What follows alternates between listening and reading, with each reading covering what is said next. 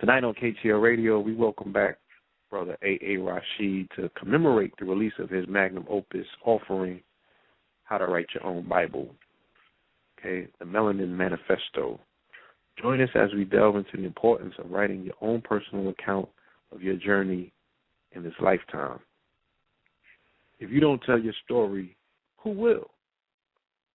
How important is your name, and what lengths would you go to preserve it? We will explore this topic plus a variety of other correlating topics that have captured the attention of the populace since last Tuesday's episode. Okay, family? Show. With no further ado, we present to you caller from the 310-689. Peace. Peace and love. Peace and love. Good.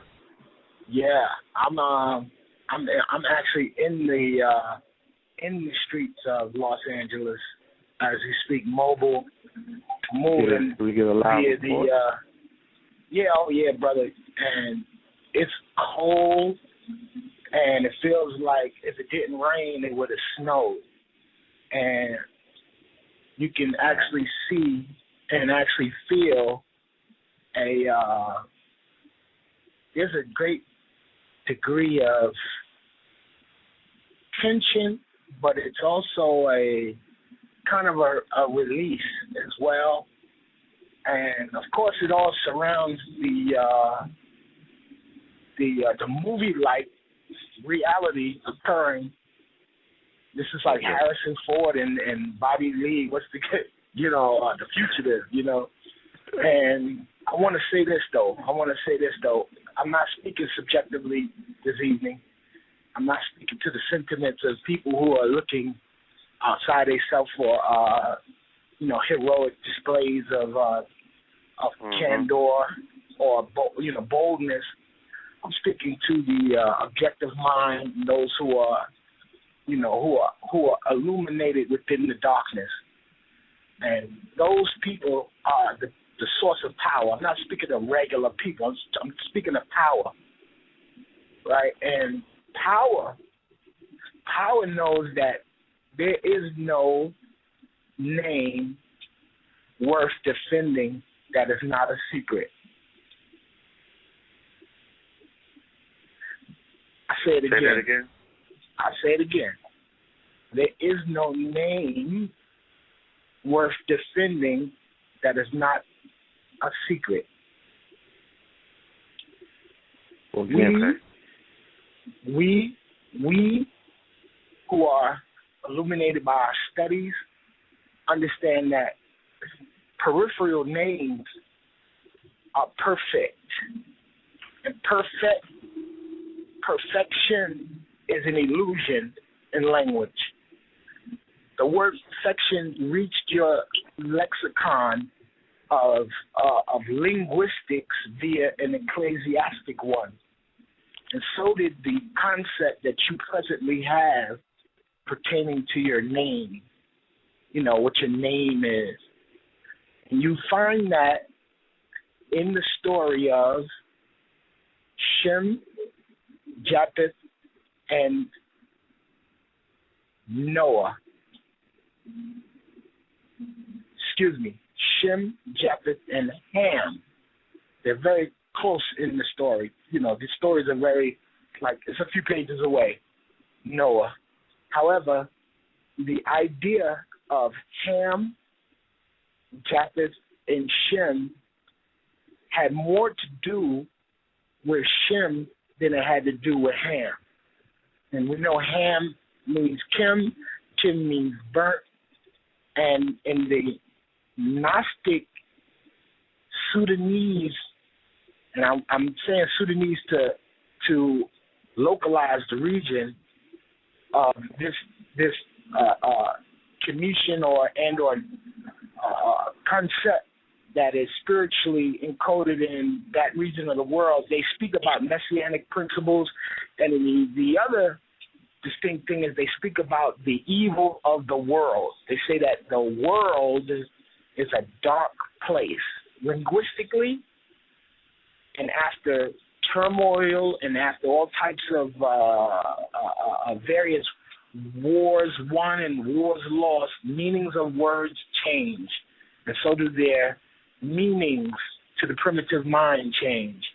Now, the word Shem means name. Japheth, to paraphrase what Japheth might mean, it would be the gray area. It would be the middle.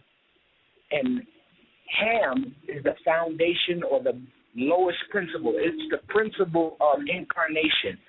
Under the Gnostic spiritual conceptualization that all things that incarnate as blackness.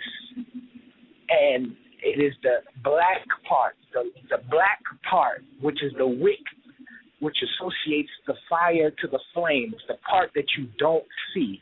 It's the nakedness of the Father.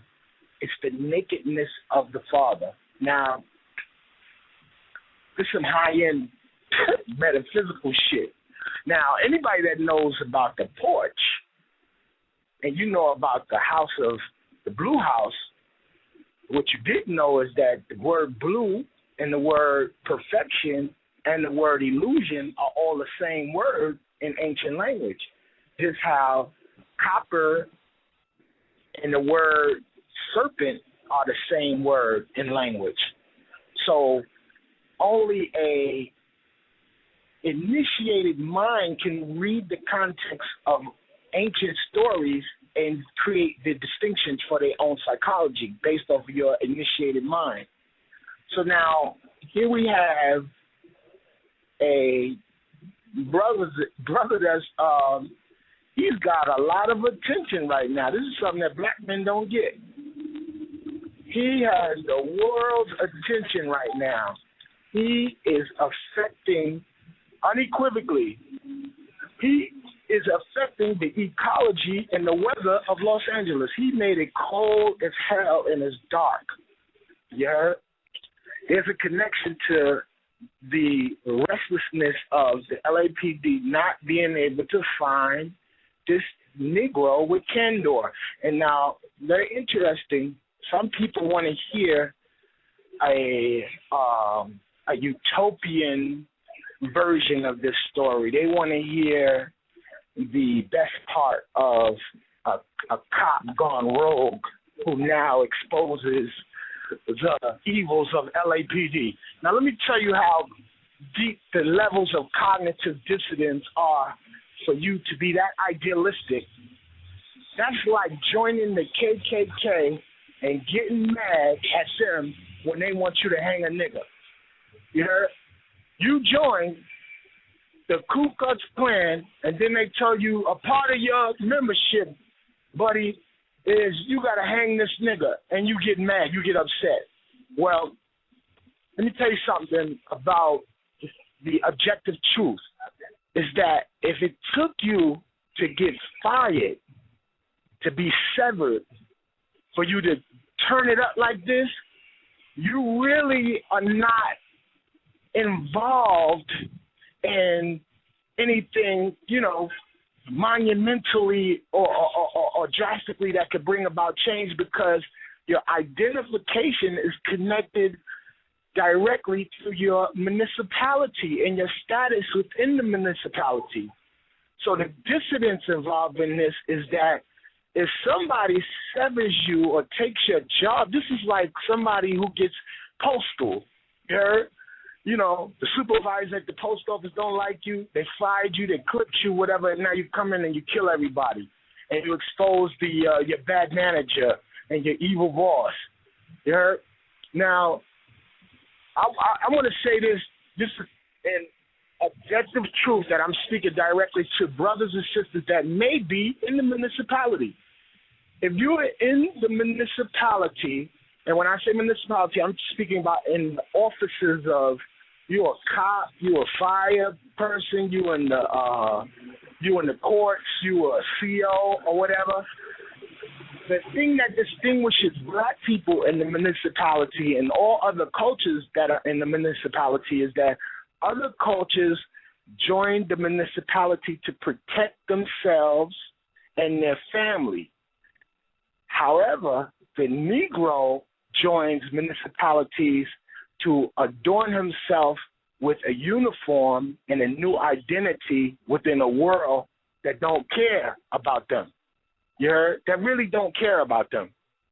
Another objective truth is that when you're dealing with large cities, and this city is one of the most laid out, flat, huge, tremendous, large cities ever that I ever seen.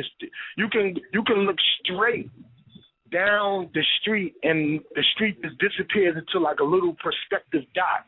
It's flat, it's laid out, and you could come outside and not see the police at all some days in Los Angeles, as opposed to New York, where you come outside and they right outside, they in the store, they passing by, they talk to you and all type of weird shit.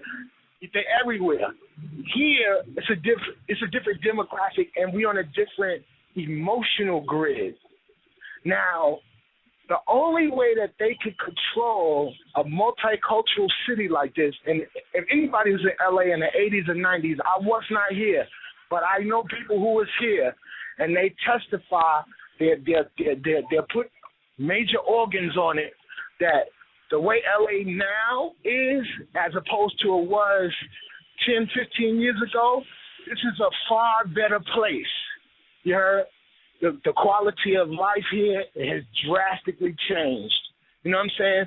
Now, years ago, it was crazy. Now, why? When you ask them, well, what is the difference in the demographic? The difference in the demographic is that there are more diverse cultural groups have infiltrated into the inner cities of Los Angeles. There are more. When you hear Compton and you ain't never come out to LA and somebody say, yo, I'm in Compton, come through.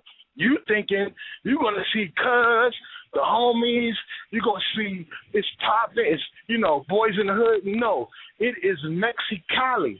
It's a lot of Mexican people in Compton. And where multiculturalism goes, it takes its behaviors with it. Now, one of the reasons why it's got karma is because a lot of black people have been incarcerated, and a lot of black people have ventured off and moved into an area called Victorville, where it's farther up north, but it's not in the LA city limits. You understand? So as a result of all of this, there is no other way to control if you are into power. I'm speaking of power. If you are into statesmanship and you've done a topical reading of government structure and how people were able to control large groups of people, it's with a particular type of fear. And there has never... People want to be, I know it sounds good, so we could be foreverly tribal forever. We could be tribal. There's no jail in the tribe. There's no police here. We all police ourselves and all that. That's a utopian idealism. It's too late. It's too many abused people. It's too many mildly autistic people walking around like they're normal, that we acting like they're cool. It's a lot of Riri shit going on, and you think that you don't need the pigs. You need the pigs to clean up the slop. You heard? So now, when I'm reading the manifesto, it's very heart-rendering. I'm reading it and I'm saying, wow. He's saying everything that I've seen and all of the films. We always refer back to films. He was talking about Rampart. He was talking about Asian officers. He's talking about all this stuff and talking about, in particular, a lot of popular culture references. So what I see right now is that he, and I'm going to say this, and I want you to be really open to this, that he could have helped, if he was really of sound mind, he could have helped more people if he was of this great integral individual that is pointing towards his true north, as he said. he could have protected more people had he made better decisions and was not so word controlled and word commanded.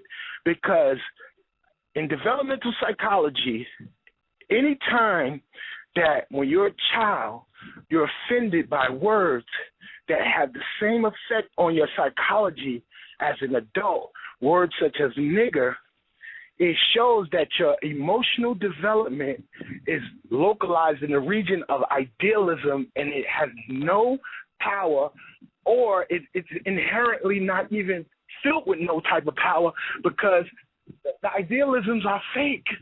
They're not real. You understand? They're not real. They're not real. And we live in a realm of like self-imposed schizophrenia. White folks can't call you a nigger, but your mama, your cousin, all type of people call you nigga, and you won't get mad. You won't get upset. You won't get upset. I call you nigga. I call you all type of niggas, nigga, and you get mad. But when a pilgrim, you forget about that nigga mean God when a white man call you a nigga. You heard? So you go to the club and you party in the Trinidad and you sing verse, you line in the verse. Yeah, come so outside and the police call you nigga, now you want to take a report out. Yes, and it's a convenient thing. Now, melanin on morals is the white man's nightmare. You heard? Because melanin on morals has no whatsoever, has no love for anything that has outlived its use. Now, this is something that the weaker niggas must understand, that melanin with morals is even going to cut your fucking head off. You heard? For you not being within the vein of activating in principle what your heart, or what you display and say in your heart that you should cleave to. You heard? So it's so convenient that what it's really saying is, you want these niggas to turn up, fire all of them. Fire the niggas, and then they're going to get mad and then shoot people and get busy. But while they working, they don't have that much motherfucking heart to put that type of work in. So I'm not even speaking to that, them subjective people with idealisms that are like, this guy is a hero, this guy is this guy is that. This guy is giving up too much game. And he would not be in no Illuminati. I do not fuck with idealistic people. I don't fuck with people that's perfect, that's pointing to their true north. You can't trust them. Yeah, you can't trust them. And these are the same type of people that are called BCW on your kids. You think you got righteous people around you because they don't want to smoke a joint in front of you, or they eat grass and all this old dumbass shit. But as soon as they get mad, they will turn right in on you and turn right to the municipality. You heard? So people that go to the municipality, I know it's a lot of my students, the people that brought me that and what you call it, true master to Germany was military. You heard? These was niggas that was super conscious. And they like this, they took their military money and was like, what? We buying all y'all tickets. The hotel we stayed in was retarded. It was sick. We got half our bread before we got there. So these brothers that, I'm not shitting on no military dudes or no nigga that, that went to the army. I like the G.I. Joe when I was little. Come on, nigga. You know what I'm saying? Every other culture always has a place for that. People's always, they want the amenities and want to enjoy Pepsi Cola and all that shit, but they don't want to acknowledge the shit that has to go down for you to have this type of experience here. This U.S. experience. So, saying all this to say that they're going to try to trick you and I and make us think that we should be cleaving to homie's story and then you giving up all this game, you telling all these people, you broadcasting your intentions, you putting this shit on social networks, This is the type of shit that weird people do, man. These zealous, that shit can go so many different ways. The niggas that killed Malcolm X was zealous Muslims. In their time, the people around them considered these niggas heroes. Yeah? But these niggas ain't cared nothing about no black man in that period. They cared about the Honorable Elijah Muhammad and cared about his integrity. You heard? In that respect, so they was like, fuck that. I don't care how many contributions homie made. Just stay like this. I'm sending him up. You heard? So, you know, when you're dealing with these type of people, you got to get this profile correct in our daily lives and in our everyday life. The everyday life says that you have to be careful of people that are overly zealous and idealistically enshrouded and wrapped up in all of these concepts. You heard? And when I look at Homie's Manifesto, the social programmers, that is one of the most valuable pieces of literature on the internet right now. Because here it is, this guy is on a fucking run for his life. He's protecting his quote-unquote name, but he has the time to tell Todd Phillips not to make a Hangover 4. He's also telling Queen Latifah, Kate Winslet, and all of them that they're the most beautiful women in the world, that Ella DeGeneres is one of the greatest contributions to the gay, lesbian world. You heard? He's got all of these fucking opinions, you know what I'm saying, about all of this stuff. And social programmers is going to go and they're going to look at this and they're going to say, you know what? Look at all of these references. Look at how far we have pushed our concepts within his psychology. And look at the byproduct. And this dude, to me, is a baby. He's like 30. You heard? He wasn't, you know, when I was 18, this nigga was 10. You know what I'm saying? The shit I was doing at 18, he wouldn't even think about. You know, he wasn't even thinking about that type of shit. So here it is. He is just full of popular culture references. He's full of emotional experiences related to him having inside of his psychology a unbalance where his parents were sending him to school to get acculturated and taught by Caucasians, you know, how to feel himself and how to be, you know, his black, beautiful self. But then at each juncture in his experience, he always says that they called him a nigger or he has some injustice done to him. Yeah. So now as an adult, after going through the military, not just any military, naval, then going into LAPD, right, he's still grappling with this emotional issue of not being accepted by Caucasian society as a grown man. Yeah.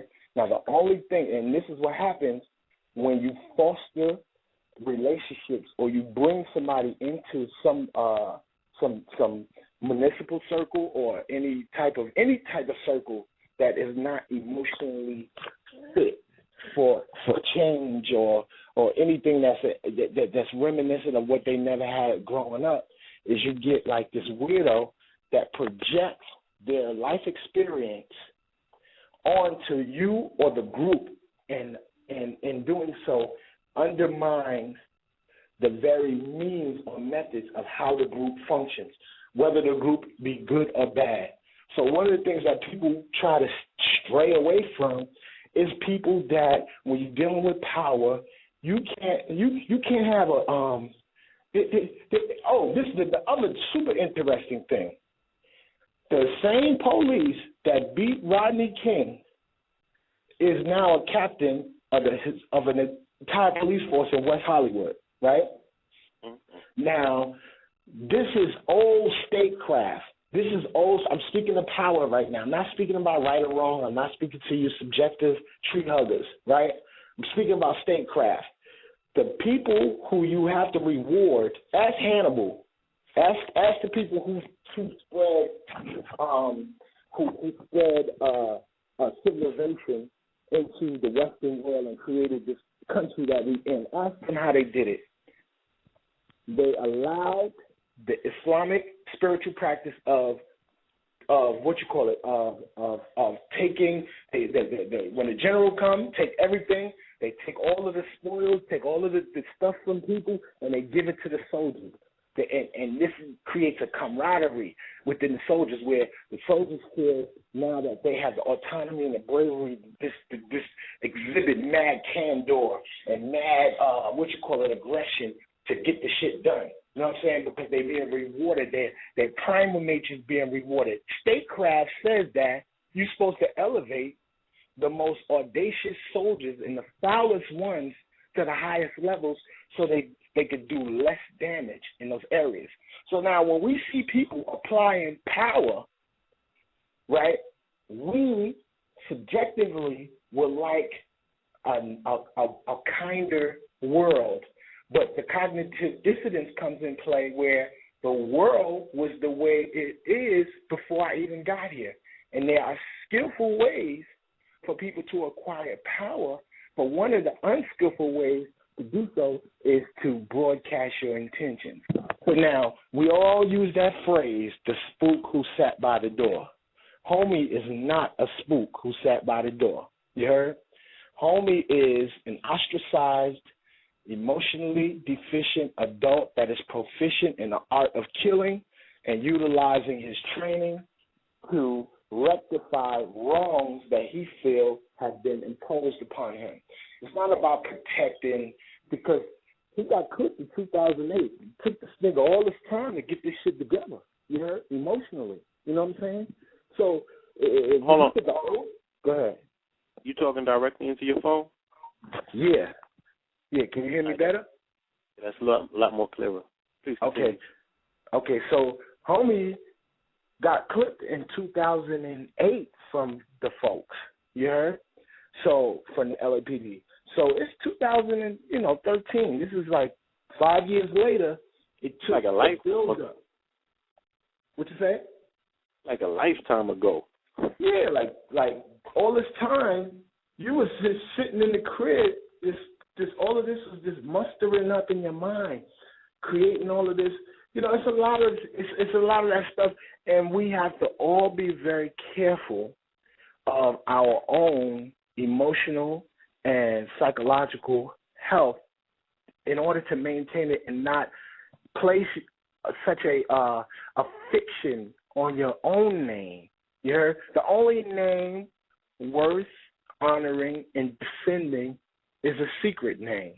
Now, the spiritual part of this is that the only thing worth defending is a secret, because the material world expresses the peripheral reality. It expresses the manifest part, but the unmanifest, where the science and the cloak and daggerness and all of the shit that had to go down to get a pyramid up, to get institutions fully in place, that's something that's worth kept secret. You heard? So any of our brothers and sisters that's in the municipality, and don't make none of these niggas make you feel bad. You should feel bad on your own if you're not in the municipality to protect your own and people of like mind. You know, the worst thing you ever want to do is be in a situation where you incarcerated or you around pigs that do anything they want to you, but you don't have no advocacy. You don't have no niggas in the street that's going to tell a pig, you do something to my brother, sister, cousin, aunt, uncle, whatever, and while they in your custody, and their life is worth three of your lives. People don't have those type of relationships, nor are they trying to create those type of relationships where somebody's going to hold them down if the police violate them. You heard? So, you know, I'm out of the realm of subjectiveness and, you know, making this into something that it ain't. This is a nigga that watched a lot of television. You heard? That for you cannot tell me I'm not that weak-minded where you're gonna make me think that if I join the KKK and then they kill somebody, or they kill a nigga, or they want me to hang a nigga, and now all of a sudden I'm mad at the KKK. And I'm saying, you know what? I'm not fucking with y'all no more. I didn't know y'all was racist like this. Nigga, the LAPD, you could go to the Los Angeles Public Library, and there are rows and rows and rows and rows of books that speak about the distinct nature of criminality in Los Angeles as it relates to the response of the LAPD and the non-response. It's been so many atrocious crimes that have been committed in Los Angeles against everybody, every race of people. They had a journalist that got killed in 1970. He got shot in the head with a 10-inch wall-piercing tear gas canister. You heard? Because he wrote about the Chicanos, and he used the word Aztlan. He used the word Aztlan to describe the mythic world or the alternate history of California that is embraced and accepted by the Chicano people here. They killed him for his journalistic, and everybody in that period from the 1960s, 70s, all of the singers. They killed Jim Morrison. They killed Jimi Hendrix. They killed all of these people who were speaking about what? They were speaking about these people's war. So now when you look at the people who was in that escaped the throes of that war, Cold War, if you want to call it, and that they exist now, there's a reason why they exist now. Either they were tactful and they were able to help more people from that period to now, or they just turned and changed their entire philosophy for the purpose of survival. You heard? So now it becomes so hypocritical that people would love this dude for exposing the LAPD, for hunting them down and shooting them and doing all that, but the very same people who will honor that won't even honor that shit in their own personal life. The LAPD can do some foul shit to their mama, daddy, cousin, and all that today or tomorrow, and none of them is going to train themselves or get involved in some extracurricular shit to get back at them. Now, revenge is a spiritual principle. Revenge is a very spiritual principle. But if I ask people, conscious, religious, as long as they all under the canopy of black, in the modern era, point to me in your spirituality where God allows you to be vengeful. You heard? Or your cosmic plan rewards you for revenge. And niggas can't point that out. The only people who have that shit coherently encoded inside of their spiritual system are Arabs, Africans, and Latin people. You heard? Africans will say some shit like this: I will deal with you. You ever hear that? You heard? That's how it translates in English of the shit that Africans are gonna do to you if you violate them. It's straight like this: I will deal with you. 5 words. I will deal with you. You heard? And they do it. You heard? Islamically, when you get into, especially when you get into like Persians and all, they magic starts as soon as you violate. They'll spit right inside your shadow. You heard? Niggas, on the other hand, we have these idealisms that are all connected to how we were reared in popular culture. If you sat in front of television as a child and ate Frosted Flakes, 9 times out of 10, you are an idealist. You heard? You might be mildly autistic, and they try to raise you like you was a genius, and sorry, no go. You heard? And we're in the post-event of them creating sick people. So that whole utopia, and the reason why I say, I'm getting into how-to information. I want to show. I'm not making nothing up. I don't want to make up information. I want to offer to the less fortunate and people who don't have the ability because of their working situation or whatever, or they never was exposed to certain type of information. I'm showing I want to offer a new through line to addressing the stuff that is already known by the whole world.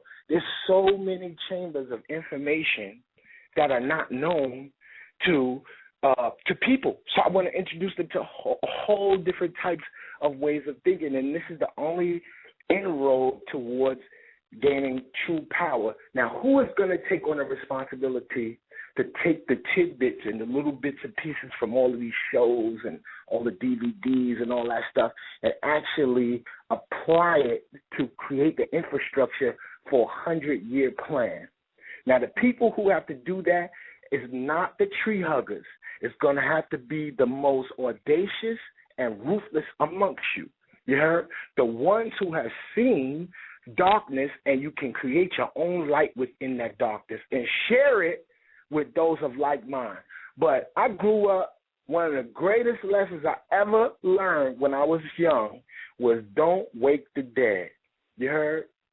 Let the dead chill with the dead. Don't wake them, because your teacher arrives when you get the emotional and spiritual backbone to be able to carry the load of the information that people give to you and put in your lap. So speaking to power, you have to become social programmers. You have to start creating your literature. You have to start creating children's literature. You have to start creating propaganda, images, and all of these various inroads to psychology now that are going to imbue themselves in the people who are here to come. If I had a child, if I had a 15, 16-year-old son, and I'm telling my son, nigga, you better learn when to hold them and when to fold them. That's responsible parenting. You tell your kids, and that's a valuable lesson. So this dude says he's in a truck with 12 other officers, and 2 cracker officers say the word nigga. So he just blows the whole fucking operation and lets them know what's on his mind. You stupid ass nigga. You could have saved more people if you wasn't so ideal. And that's a part of trauma. When you're young, it makes you stay. Your developmental psychology stays within your lower 3 chakras. It affects your sexuality, your hunger, how you eat, and it affects your self-identification location, which is your solar plexus, where you find your ego. And you never rise above your solar plexus and into your heart chakra to get the grand truth that all is God. You heard? That's the first thing you got to do before you even speak. You have to declare in your heart that all things are God before you get to your 5th chakra, where you are able to articulate that shit. You heard? So they got everybody stuck 40 and and this is another detector for people who are parents, right? You could tell if you are positively affecting the psychology of your children if your children leave shit in the toilet. If your children leave shit in the toilet after you tell them consistently to flush the toilet, they are trying to tell you something, because developmental psychology, you have 7 brains. One of your brains is in that primal center, and psychologically, you have a link between your developmental and emotional psychology and your lower extremities, your ass and your genitals. You understand? Now, spanking on the ass when you little, come here so I can spank you. These are all engrams and programs that are uploaded into the social psychology. Spare the rod, lose the child. All that shit is abuse templates that are all ecclesiastic in their construct and from their origin. You should never hit children. You should give your children words. And if your child is 3 years old and does not have 25 words, your child may be twisted, and it's your fault. It's not the kid's fault. You heard? And this is going to create an adult who is unable to articulate the nature of this world, how this world treats you. This world was not made as a utopia for feeling good. This is the realm of shells. This is the black world. This is the world of incarnate matter. This is the world where pain exists. You heard? This is the kingdom. The root of Malkuth is Malik. So it's only built for kings, my nigga. This world is not for nobody else but kings and their heirs and their queen. So spiritually, the marriage of the king and the descent of the Holy Shekinah.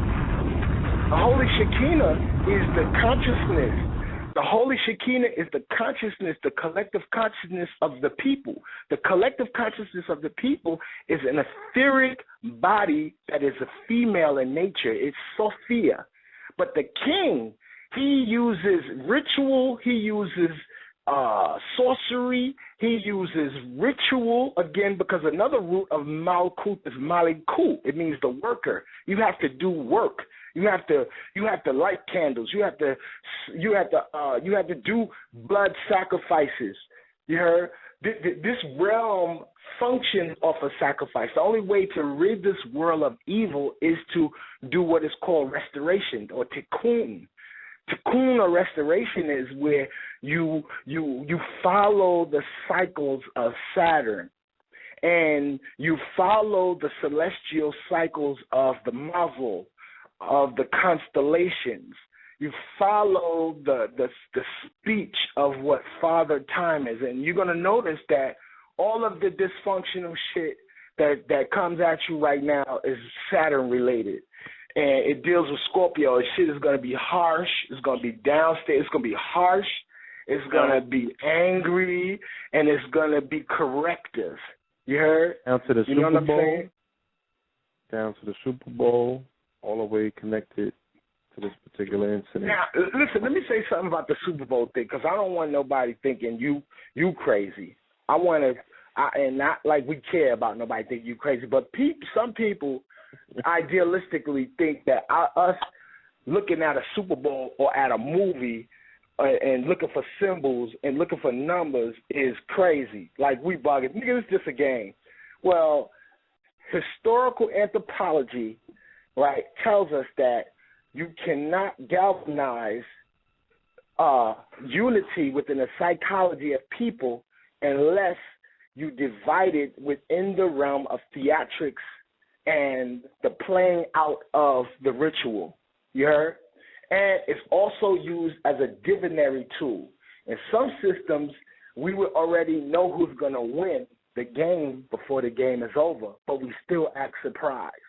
Some systems, the winner dies, and whoever wins, they trying to die. You heard?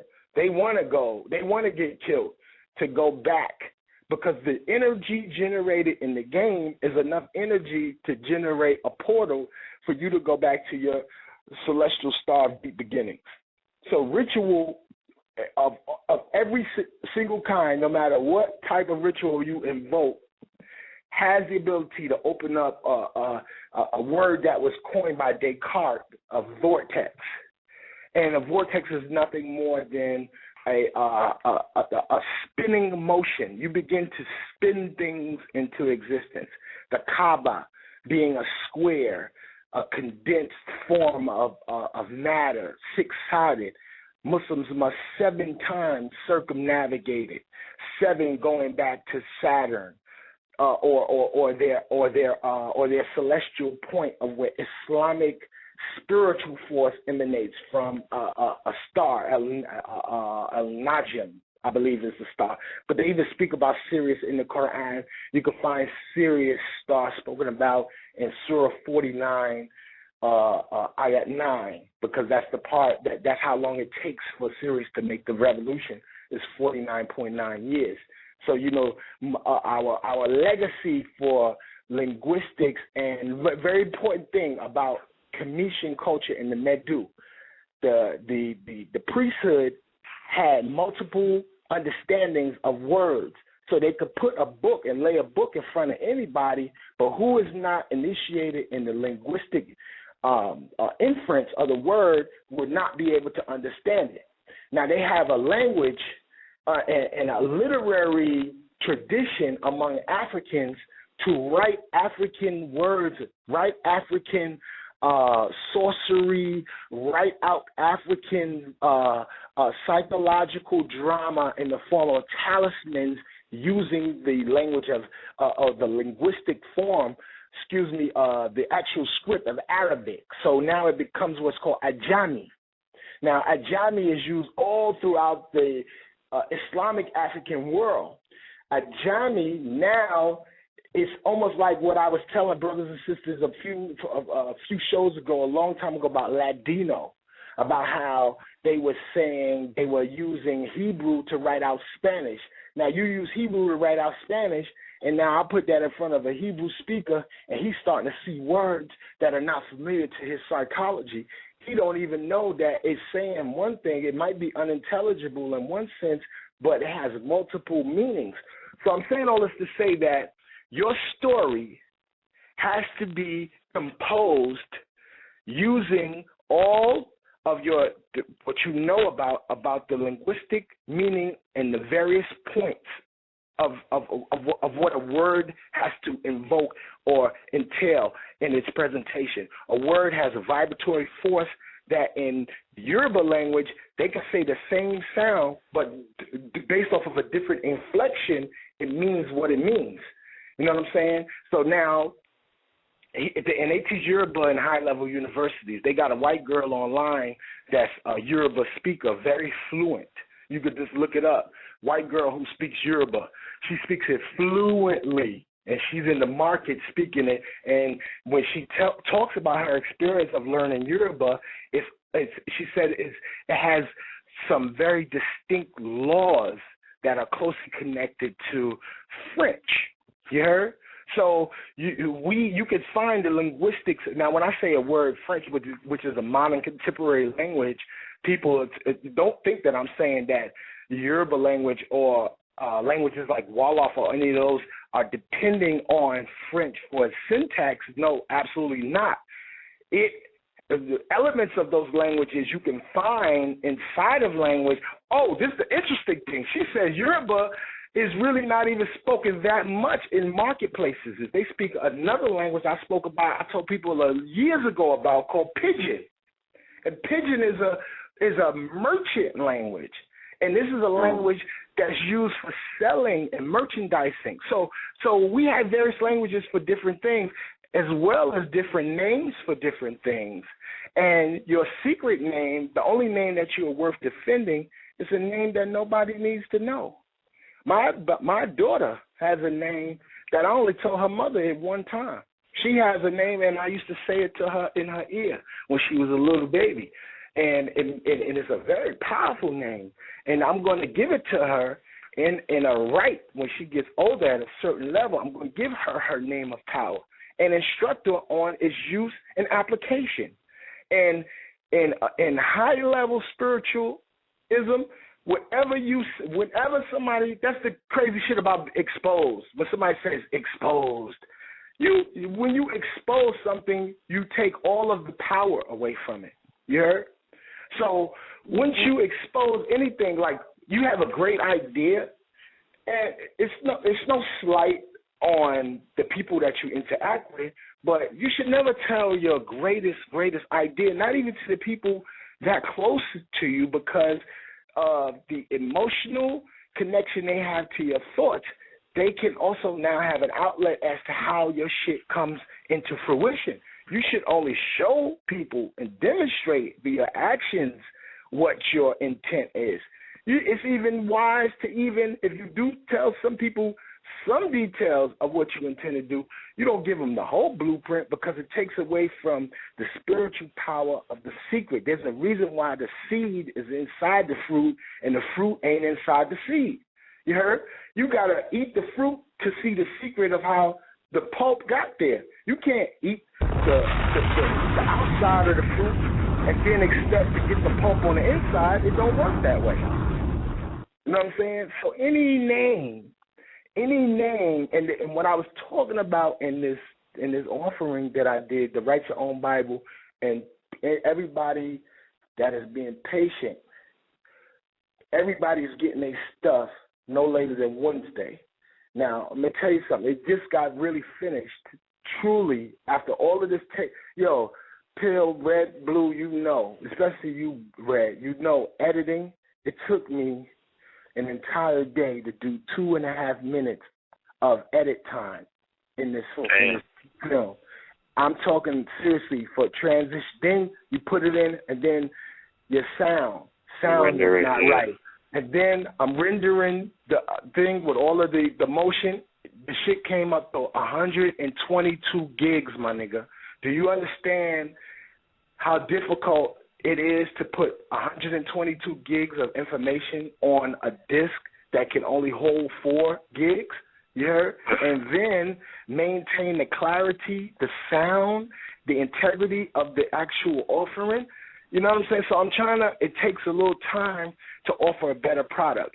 I don't care what nobody say. I'm tired of seeing, you know, I love my homies and all that, but I don't want to see niggas no more. I want to hear your voice and see images of what you're talking about, because that's the mainstream shit, and that's the only thing that's going to push this concept and this idea into giving people a better product. And when you stand there and look at me, these niggas, the less emotionally developed people, it get caught up in your appearances. They get caught up in looking at you. Get caught up in wearing. Yeah, why this nigga he had that shit on in the other lecture. Shit. This, you know what I mean? You know, and it diverts. It diverts and it takes away. Yeah, it diverts and it takes away from the information, because we owe Dr. Ivan Van Sertimi, we owe Dr. Ben, we owe Sheikh Anta Diop, we owe all of these great predecessors who were not infighting, they were not debating, they were all doing what? They were all creating and pushing out high-end information, and they were creating journals. I really don't even want to hear nothing else from none of these dudes, because I've been telling everybody, submit what you call it, as a testament that we really did something at this period. Everybody that calls themselves a teacher should have a submission of some form of essay, so we could put a journal of metaphysics or a modern journal of contemporary African American, whatever, so we can sell a book, man, and have fucking power. Ideas are in books, man. You know what I'm saying? Why niggas ain't got essays? I got mad essays, and it's hard to write your own book, but it's easy to write a book with 12 people. You heard? The book would be monumental. That's what they did with Golden Age of Morse, but I remember Exactly. Am I going to the college this week? Yeah. That's what that shit showed me beyond all reasonable. It showed me so much, but it showed me the fact that you got to get some literature together, and and it has to be some real good literature. It can't be the literature can't have ego, proliferating the pages. The shit needs to be dealing with information and information only. It shouldn't be a literature to indoctrinate people into cults and the cult of personality worship and all of that. It needs to stick to some. It has to have sources, because these students are doing they gonna source check it. They're gonna do their research. You feel me? Because they're going up against professors and people and other students who stand on their square and they falsehood real strong, and they'll wash you up if this shit is not correct. You can't come shooting from the hip with these fables, these conscious fables that be going around. Right. And I found myself having to explain to the student body that nobody in my clique is responsible for making any of those videos on YouTube dealing with the Illuminati and the rappers. That has nothing to do with it. There's nobody that we know. Understand me, family. Nobody in the conscious community knows who makes the exposed DVDs. That shit is still a mystery. You know what's crazy about that, my dude? Yeah. The craziest shit about that is that, to me, because we don't know who make them, nigga, that is the most dangerous motherfucking media tool alive, because it is. They could put me, you, your brother on the cover of one of them shits, have one of them dun-dun-dun sit up and read some shit over there, you heard, and be like this playing on the screen. And then you really see the licentious nature of these fucking bootleggers, you heard, and the people who proliferate and sell garbage. Garbage, like straight garbage. Yeah, and if the cover is hot, them niggas will sell it. For real. And shout out I to mean, all of the websites. People calling me. One of my clients told me yesterday, brother, good brother. You know what I'm saying? Good brother. He was like, yo, man, you know, shit, I've looked all over for your shit. Some niggas selling your shit for $5. Niggas selling my shit that I don't even got the DVD. You heard the Melanin? Yeah, you don't even got the master. The 9-chamber name magic joint I did in Chicago years ago. Niggas sell my shit for $5. So I used to be idealistic. I used to be all mad and shit. Like, these niggas selling my shit. Man, anything worth something is worth stealing. So you can steal it, get your little weed money. I'm just saying this, nigga. Whoever does that, sell my shit for a top dollar. You know, it's a brother downtown Brooklyn trying to undermine Rich down the street. Rich selling them for what they go for. This nigga selling them for $7. But I asked him, I said, give me a donation, man. You selling my shit right there. Give me a donation. Oh, I ain't got it, Ron. I'm fucked up, man. I'm doing bad. You're doing bad, nigga, because you're selling this priceless shit for $7, you fucking weirdo. You heard? Yeah. Selling shit for what it is. All my shit go for it. I'm really underselling my shit because my shit's supposed to be minimum, one disc, minimum $25, minimum, and that's lowball. You heard? Yeah. And the reason being is because we in the business of giving something that keeps giving life. You heard? We are visual books. We creating the world of visual, books, but we giving people things to ponder and have strength to feel good about themselves. So we got to stray away from catering to people that don't honor and or respect the material and people that's not communicating effectively that want to help, you know, because bro, I'm going to tell you something. The last thing you want to do, and I'm going to tell you this, man. I'm going to say this clear. This is for both of y'all. You heard? The last thing you want to do is start making people that's not on your level feel that they are. You heard? Oh, for sure. And you got to do everything you can to not let an emotional motherfucking snail, you heard, or fucking mouse get the inclination that you got to always have something. This is getting out of subjectivity. Malcolm, all of them, Martin got killed around Jesse Jackson and a bunch of tree-hugging ministers. You heard? He ain't had no Goonies with him. He was supposed to have niggas there with them things blasting back. You heard? Like that. Yeah. So we in the modern world. Do you think that they don't still have them jealous motherfuckers? A woman killed Sam Cooke. You heard? A woman stabbed motherfucking Martin Luther King in the chest, nigga, with a nail filer. She almost bodied him. You heard? So all types. You better have something for all of these motherfuckers. And the way you prevent yourself from not hurting none of these people that take this information personally, niggas sit up and watch you on these DVDs and try to in some way think that they on your level. When, nigga, you watching an information tape so you can get information, not for you to look for flaws and think that you on my level, because you really not, because at the end of the day, you can't subsist in a world of darkness. You don't have no light to walk in this darkness that niggas been in. You can't put these shoes on. You heard? You know? You can't put these shoes on and walk in these shoes. You ain't been nowhere where there ain't no bitches. You heard? You ain't never been nowhere where ain't no bitches. Exactly. Yeah. So don't come over here where everybody is fun, loving, and playing, because trust me, if a nigga front on one of us, it's not going to be no shit like, oh, it's on the hush, oh, we walk the higher road. It's going down right there, right then and there. The helicopters and all that shit is going to be out there if you pull a stunt like this, because I know I am. I seen you under fire. I seen your brother under fire. I know how far we could go with this. Brother, 2013, moving straight forward, visual film, media, merchandising, fuck trying to be friends with these niggas. I don't want to be friends with no fucking body no more. I only am interested in having brothers and sisters. I don't want no fucking friends. You heard? That's why I'm off of Facebook. I'm not interested in that fake shit. Anytime a serial killer could put a fucking manifesto on a Facebook, you heard?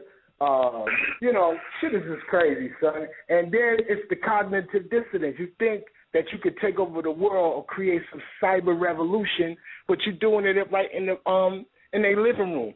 And the revolution already happened. The revolution already happened. We already established Western civilization.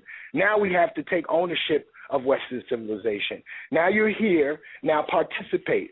The only way to participate in Western civilization is as a merchant, my nigga. If you don't want to sell anything, then you need to leave and go to another country where you could be like a sahu. You could be the Indian nigga that sits in the middle of the street butt-ass naked and beg, because that's a spiritual system over there. You don't want a house. You don't want nothing. You just sit outside butt-ass. You could get on your left-hand path and go sit at the pyries and shit when they burn people and go play with the skull matter and shit and grow your dreads mad long.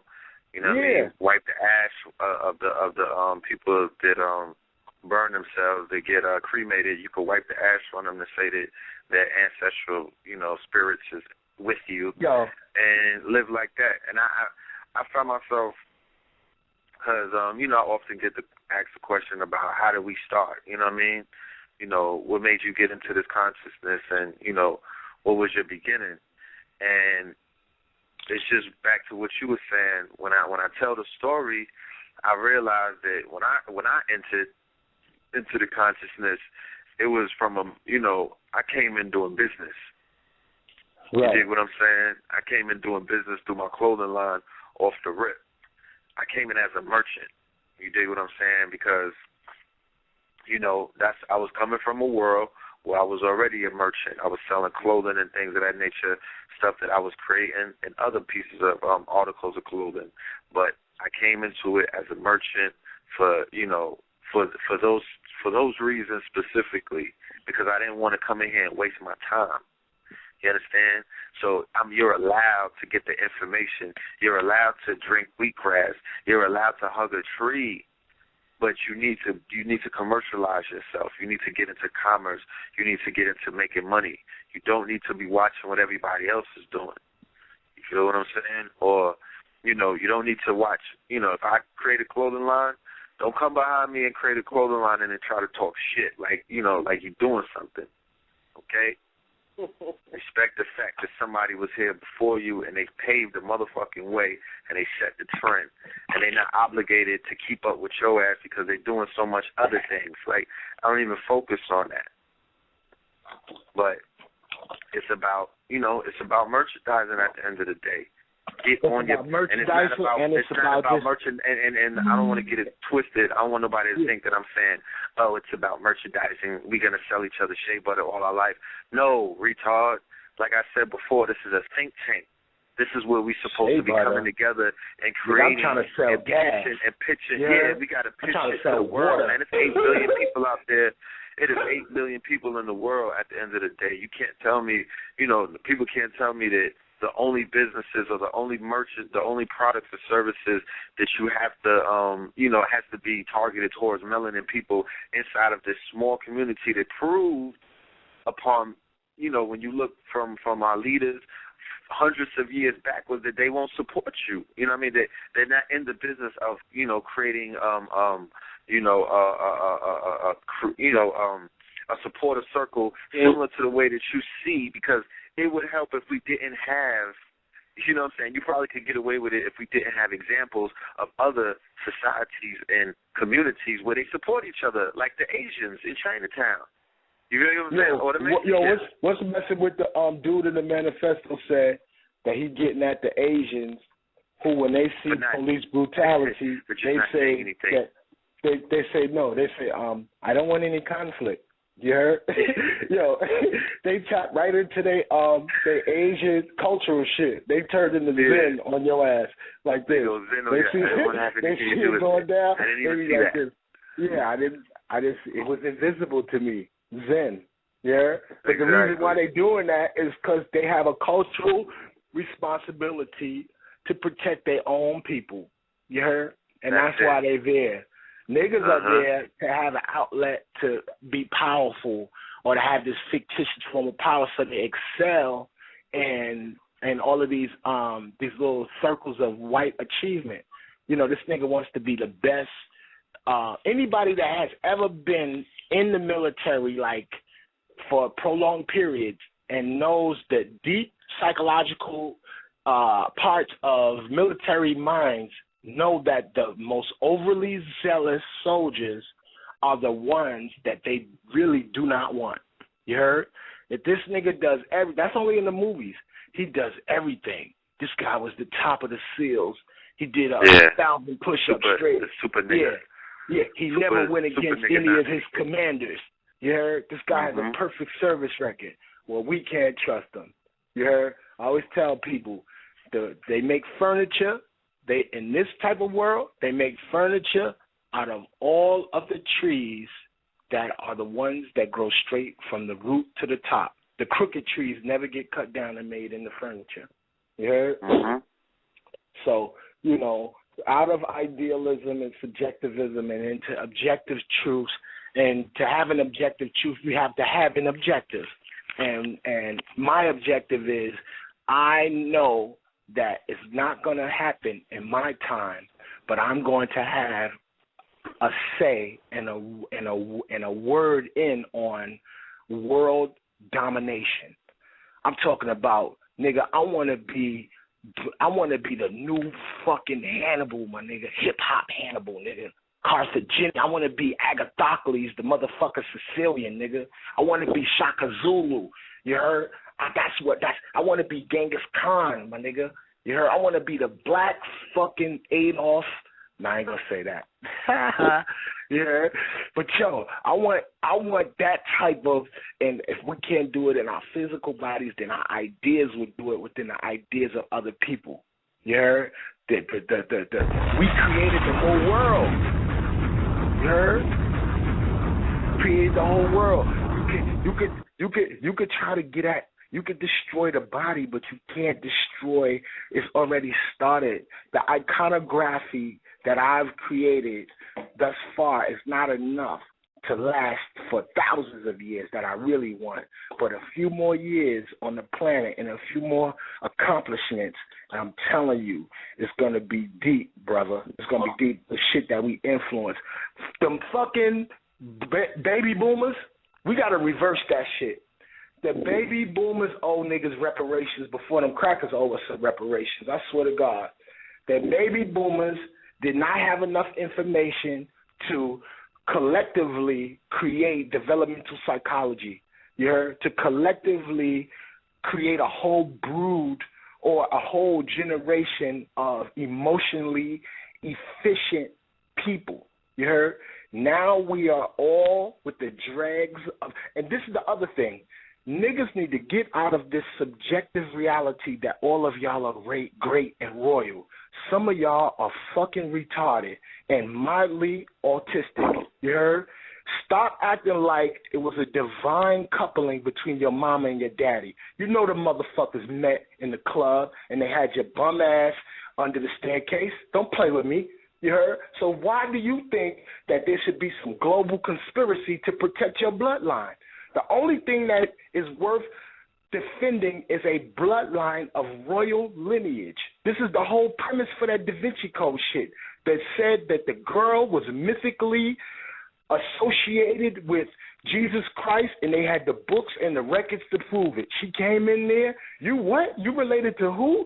Joffrey Guyon? Oh, you related to Jesus. We got to protect you. They had an insurance policy for her. You heard? Where she could get from to and fro anywhere. She could go through any port of entry or exit anywhere. You heard? Based off of that lineage. We don't even have those conceptualizations. We got niggas. We defend the niggas that don't defend the truths that we say that we enjoy. You got niggas raising their kids off of grape soda and cheese puffs. Nigga, you know how many little babies is raised off of cheese puffs? How many little babies, they just put the cheese puffs? Here, give them the cheese puffs. You know what I'm talking about, the big stupid-ass cheese doodles, not the crunchy ones, the big ones. You heard? Pushing the baby around, and then the baby start crying. Now the baby is crying. The baby ain't breastfed. Now you saying the baby crazy. Now you beating the baby. Now, now you beat the baby. So now this turns into an adult that has the audacity to have progeny. And what do you think is going to come out of that? You heard?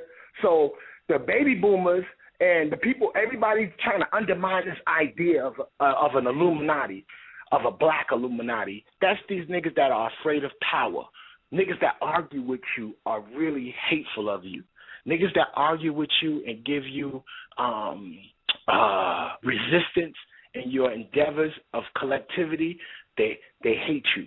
They secretly hate you, and what they want to do is they want to imbue the fact that they did not have parental figures to support their own psychology on you. So they create this atmosphere or this environment where you let them down.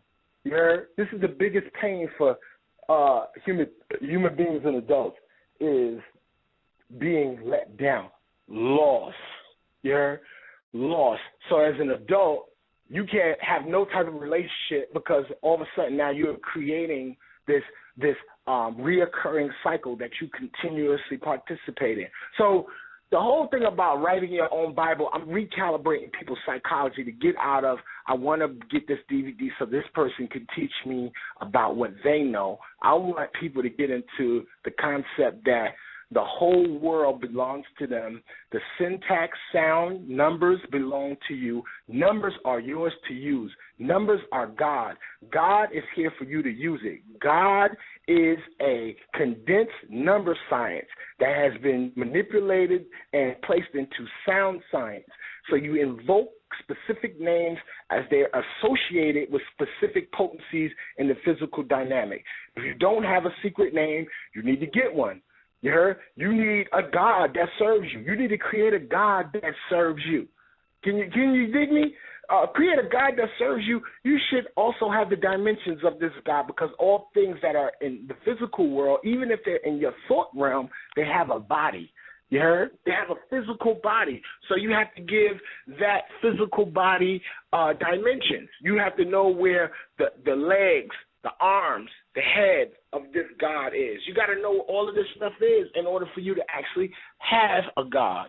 So it's called the Shir HaKomah, the measurement of God, or the measurement of the body, encompass what God is. That's why Allah equals 66, Elohim equals 86 or 646, and Yahweh equals 26. Now, all of those numbers that I just said all encompass specific realities.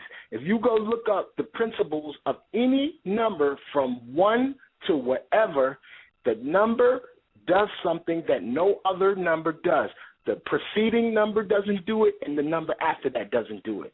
I was telling people in the How to Write Your Own Bible, I was giving you brief glimpse for this first part that you're going to see on the other DVDs to come, how we're going to wrap it all up, how the number 132 is actually one of the biggest numeric constructs for numeric sorcery ever used. And the variations of 321, 123, 231, 132 are all numeric sorcery tools. In particular, 132 is not only used in the Quran, it's also used in the Bible as well, because the number does something that other numbers don't do. You heard? It's any form of the numbers double digit in the form of 132 and 13 plus 12 plus 23 plus 32 plus 31 plus 13, all of them equal back to their same premise. You heard? So now, the Bible is a book of number science. The only people who had a predilection or a preoccupation for numeric science are the great African thinkers. You heard? Divinity, the oldest form of spirituality in the form of Congo magic, Congo science, is all based off of number science. You heard? And giving potencies, meanings to things. When you give something a meaning, You give it a through line. You give it a middle point, a mean. You know what a mean turns into, and when we say, what's the meaning of that? You actually saying, what's the number of that? You remember that in math, where they say, what's the approximate mean of this fraction? Right. You heard? So the word the medium, you remember that? So the word Kabbalah is in the title of the first book on algebra, because the Al-Khwarizmi used algebra as a magic number science, where he was able to take dimensionally. He was able to take a number from one dimension, transport it through other numbers, and still have the number's potency at the end of the equation. And this is the science of coming in and out of dimensionality. This is the science they use to create the algorithms and the whole science of being able to talk on telephones and use computers. It's maintaining the authenticity of when you hear my sound. If you were to hear me on the phone and play the Blog Talk Radio on the computer, there's about an 8-second differential. So people who are hearing me on the phone are hearing me in real time, but according to the computer, if you're listening on the computer, you're actually hearing what I'm saying 8 to 10 seconds later. You heard? Now, that is a mathematical principle. That 8 to 10 second differential is all of the mathematics that is required for my sound, which is the initial equation, to render itself and become a sound able for you to hear it on the other side of the spectrum. So the word Kabbalah, the root of the word Kabbalah is kalb, and kalb is the root of the word heart. And then the root in Hebrew of kalb, the suffix root of kalb is lub, which is where you get your word love from. So the concept of love and the heart deal with the dot in the middle of the circle. It's the center. It is the seed of a thing, is what Kabbalah is. It is the mystery system. It is the fact that the word wine and the word, where does the word wine come from? Niggas drink wine. Your daddy's a wino, your mama and them is a wino, nigga. Where did the word wine come from? My deep people. Y'all so deep. Where does the word wine come from? The shit comes from a Hebrew word. It's called yayin. Yayin. It's a yod nun. Now, what does yod nun equal? For my people that's symbol litericists and know the equivalency of sound, nun is 50, yod is 10, another yod is a 10. So yod nun it equals the number 70. So in language and in linguistics, they would put the same word for wine would be in the same sentence as the word secret. So now in common parlance, when people say, hey, a drunk man speak a sober mind, you heard? They say a drunk man speak a sober mind, meaning a drunk man, drunk off the wine, speaks the secrets of his inner sanctum. So now we collectively had a linguistic nuance to show that there's a spiritual principle involved with drinking wine. It will unleash or open you up to being able to either receive or to bespeak of a mystery. So we would make the word mystery, which is sod or secret, equal the same thing as wine. So now how did the W from W-I-N-E, which is wine, was really yod nun. So they took the first yod, dropped it, and put the wah sound. Because you know, ya and wah are very similar linguistically. Over time, and through creating progeny with other cultures and other races and mixing people, you change the palate, you change civilizations that we created. Sumerian civilization is the predecessor of Akkadian civilization. They was there before the Akkadians, you heard? So the Akkadians built their civilization in the ruins of Sumer. But Sumer, unequivocally, Judilla Dungy Houston, all the way in the 1930s, was telling us that the ancient books of Indus Kush, the Kusha Dweepa, speak about the Sumerian people and speak about them being from a Kushite empire. You heard? So they're in actuality an extension of Western Africa's Kushite empire, who ventured off and went over there and created a satellite civilization in between two bodies of water, the Tigris and the Euphrates. You heard? Or Mesopotamia. It's called Mesopotamia. So now, whenever you build a society within the ruins of another one, some of the linguistic variables of language carry over into the new era. So now, right under people's noses, I've never heard no of the deep people say this, that when you go look up the word Ra inside of the Bible, that the word Ra means wicked, evil, upset. How is it that the greatest word for the realization for Re or Ra, which is the spirit's self-identification with solar power and the connection, the Rook, your spirit comes from the solar wind, that now it becomes something that bespeaks of something evil.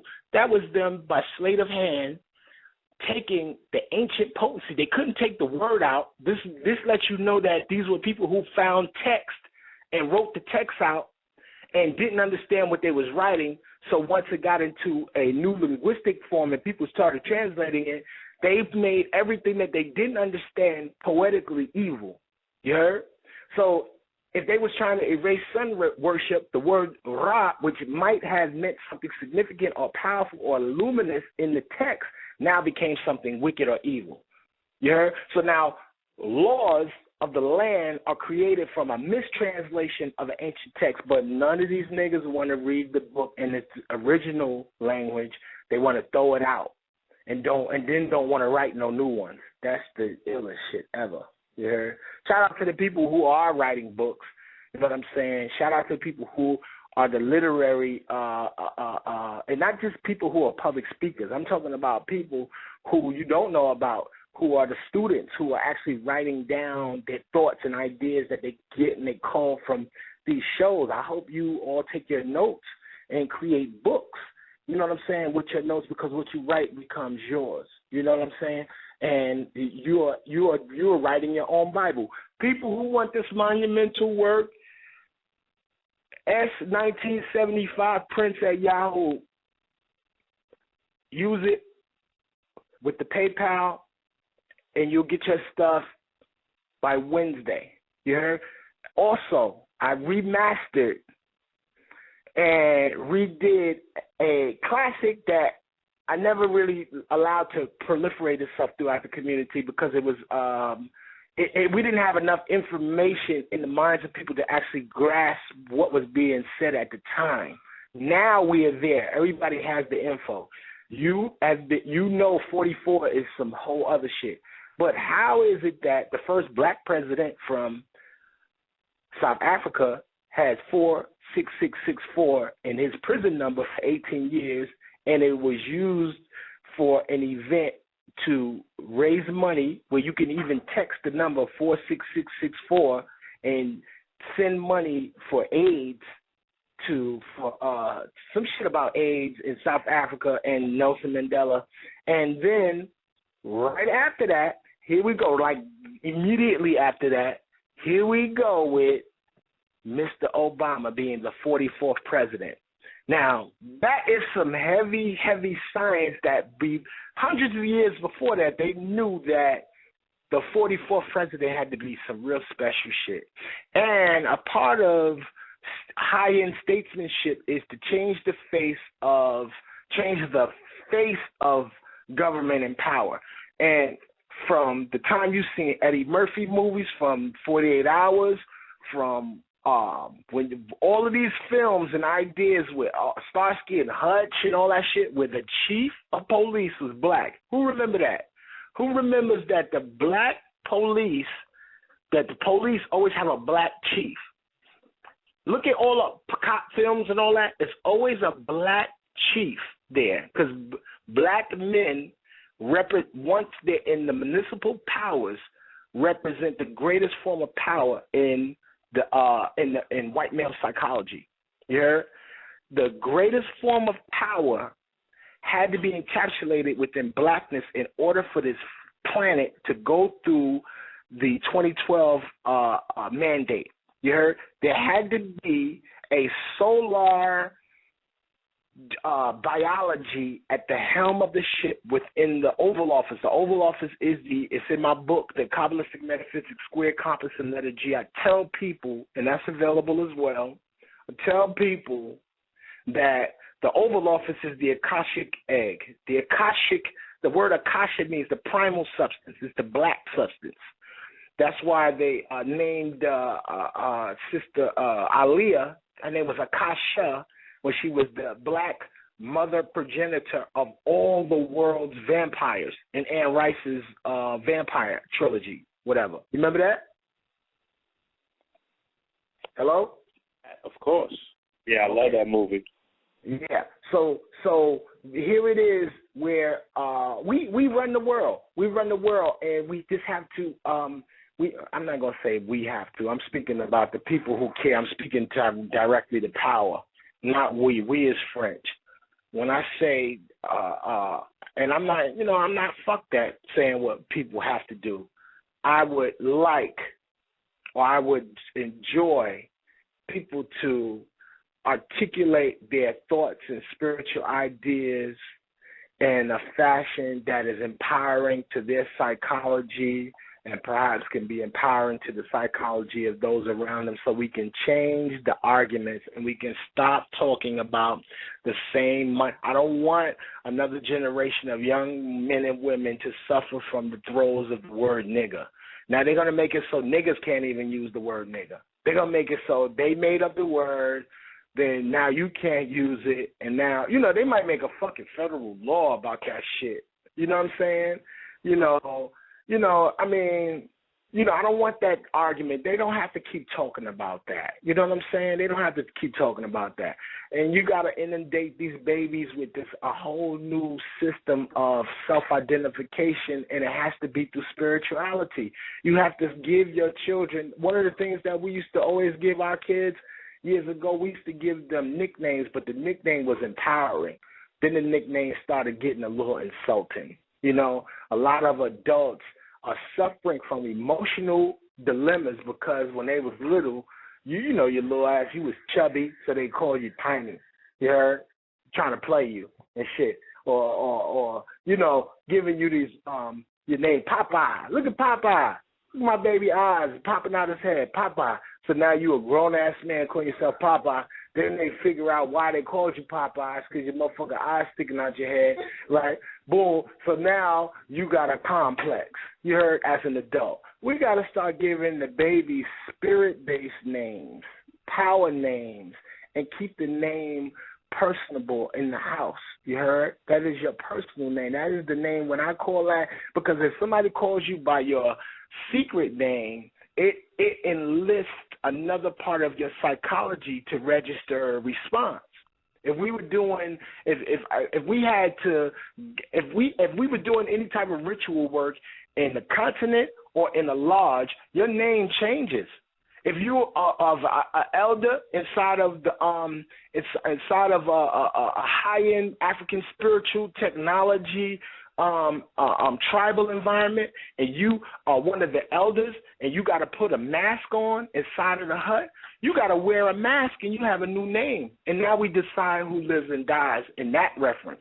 But there's no power in a name that everybody knows. There's no power in nothing that is exposed. Once you expose some shit, it's not even powerful no more. It doesn't elicit the same strength. And then the duplistic aspect is that people who are very, very powerful, you need to watch the film Citizen Kane. Citizen Kane, in there, Orson Welles tells the dude, he says, I want to know who is against me. And once you give me an itemized list of everyone against me, I want you to donate money to their cause. You heard? He was creating an alternate world where he was evil, because he knows that he requires that to be relevant in another world.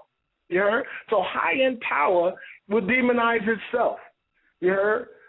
In your inability to be mature enough to understand that there's good and evil and good, and that there's nothing more powerful than action. You heard? Fuck ideas and talking. The people who run the world are the people who are willing to put their hands on what it is that they want. You heard? The only thing that needs to be defended is that strength to do that. But the only way you can get people in that mind is you have to create an alternate reality for their existence. You have to create an alternate realm for them to participate in a spirit-based technology.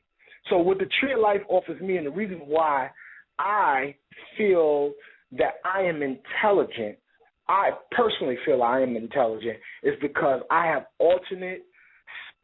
4 levels to cognize any one reality. Any type of reality you try to shoot at me, you can't say nothing negative to me, about me, and make me fall under the throes of the painful feeling of, oh, my God, how could you say that about me? Because in my story, you're supposed to do that because I'm the fucking significant figure. You heard? So I have a place. I have an itemized shelf for all of these various occurrences. So what this does is it frees up your mind. You have alternate places. You have a park to go to. You heard? In your psychology, you have something to do. It's 11:06, so you want to get ready. Let me cut myself off before you cut me off with that skeeter. Come on. Go ahead. We got 4 minutes to the 11:11 hour. Yo. What's up? Hello? Yeah. Yo. People really want the information. Deal directly to me through my email. Hit me if you need the email. It's QABA.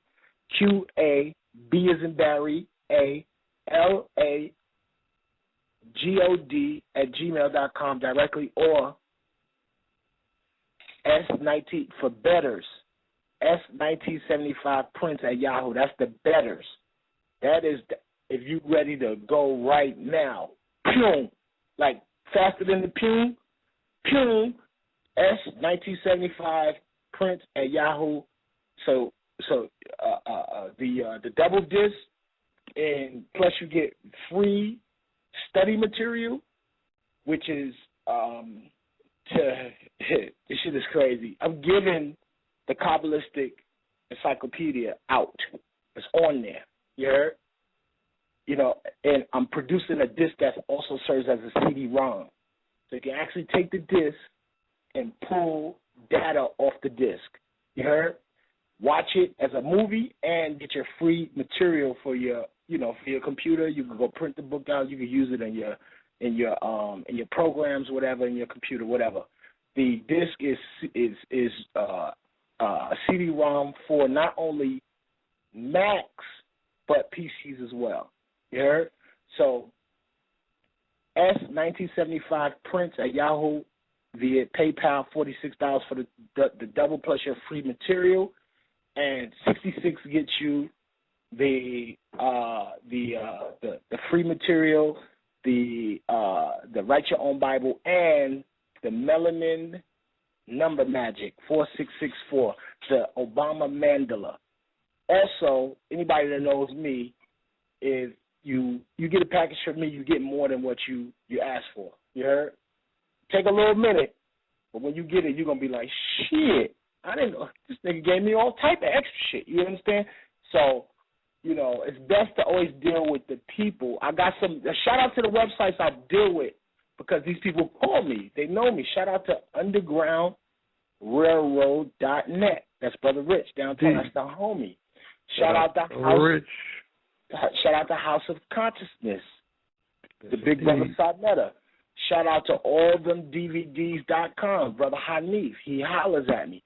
Shout out to Brother Marcus in ATL. Nubian, I think it's he got a conscious website and a store in ATL. Shout out to him. He's not a sweater. He's a better. Shout out to Black and Nobel Books. Definitely the big homie. He knows about you. Shout out to them. You know what I mean? Super shout out to them. They hold it down. You know what I'm saying? You know, it's a few, you know, with an exception of those websites. Oh, and 2012, what's our moon joint? 2012, the Matrix of 2012. Anybody know our brother Amun from Queens? He's official vendor. You know what I'm saying? With the material, and even brother Yaya, who shows up with the books at the lectures. He's Shout out to Yaya. Sure. And brother Ishmael on 125th, the mall. Brother Ishmael, official. You know what I'm saying? Shout out to Azazel too. But if you want the material, you know, you know, shout out to my homie Emmett Burke too. Shout out to Emmett. Shout out to Al. You know what I'm saying? Shout out to the my homie Nick Hampton. You know what I'm saying? My man Nick Hampton from out DMV area. Shout out to L. Ross' son. You know what I'm saying? A lot of times we don't get a chance to shout out to people that's really, you know, there. You know, shout out to my homies in the military. And I don't be really wanting to say y'all names out there because, you know, don't want to put you in jeopardy. But I'm saying shout out to all of y'all that's in the military that's across seas. My homies in Italy. My homies in Germany. You know what I'm saying? That's conscious. Shout out to the homie that's doing major things with platinum artists right now. That's a KTL student. I ain't going to put you out there yet. You my dude. You heard?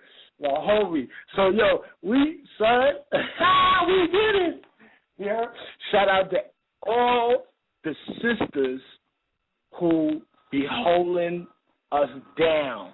You heard? Holding the brothers down. Shout out to Sister Shy Eve, one of the architects, you know what I'm saying, of how we was able to produce so much profound material in one particular period. You know what I'm saying? Shout out to the sisters out in Chi-Town, Sister Inabra in Divine Revelations. Shout out to Sister Coco Breezy in Ohio, the Ohio players.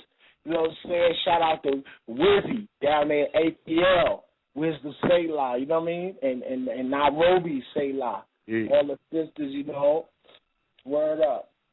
And the people who support the products, you know what I mean? Sister Isis Washington, Sister Cheryl Starks.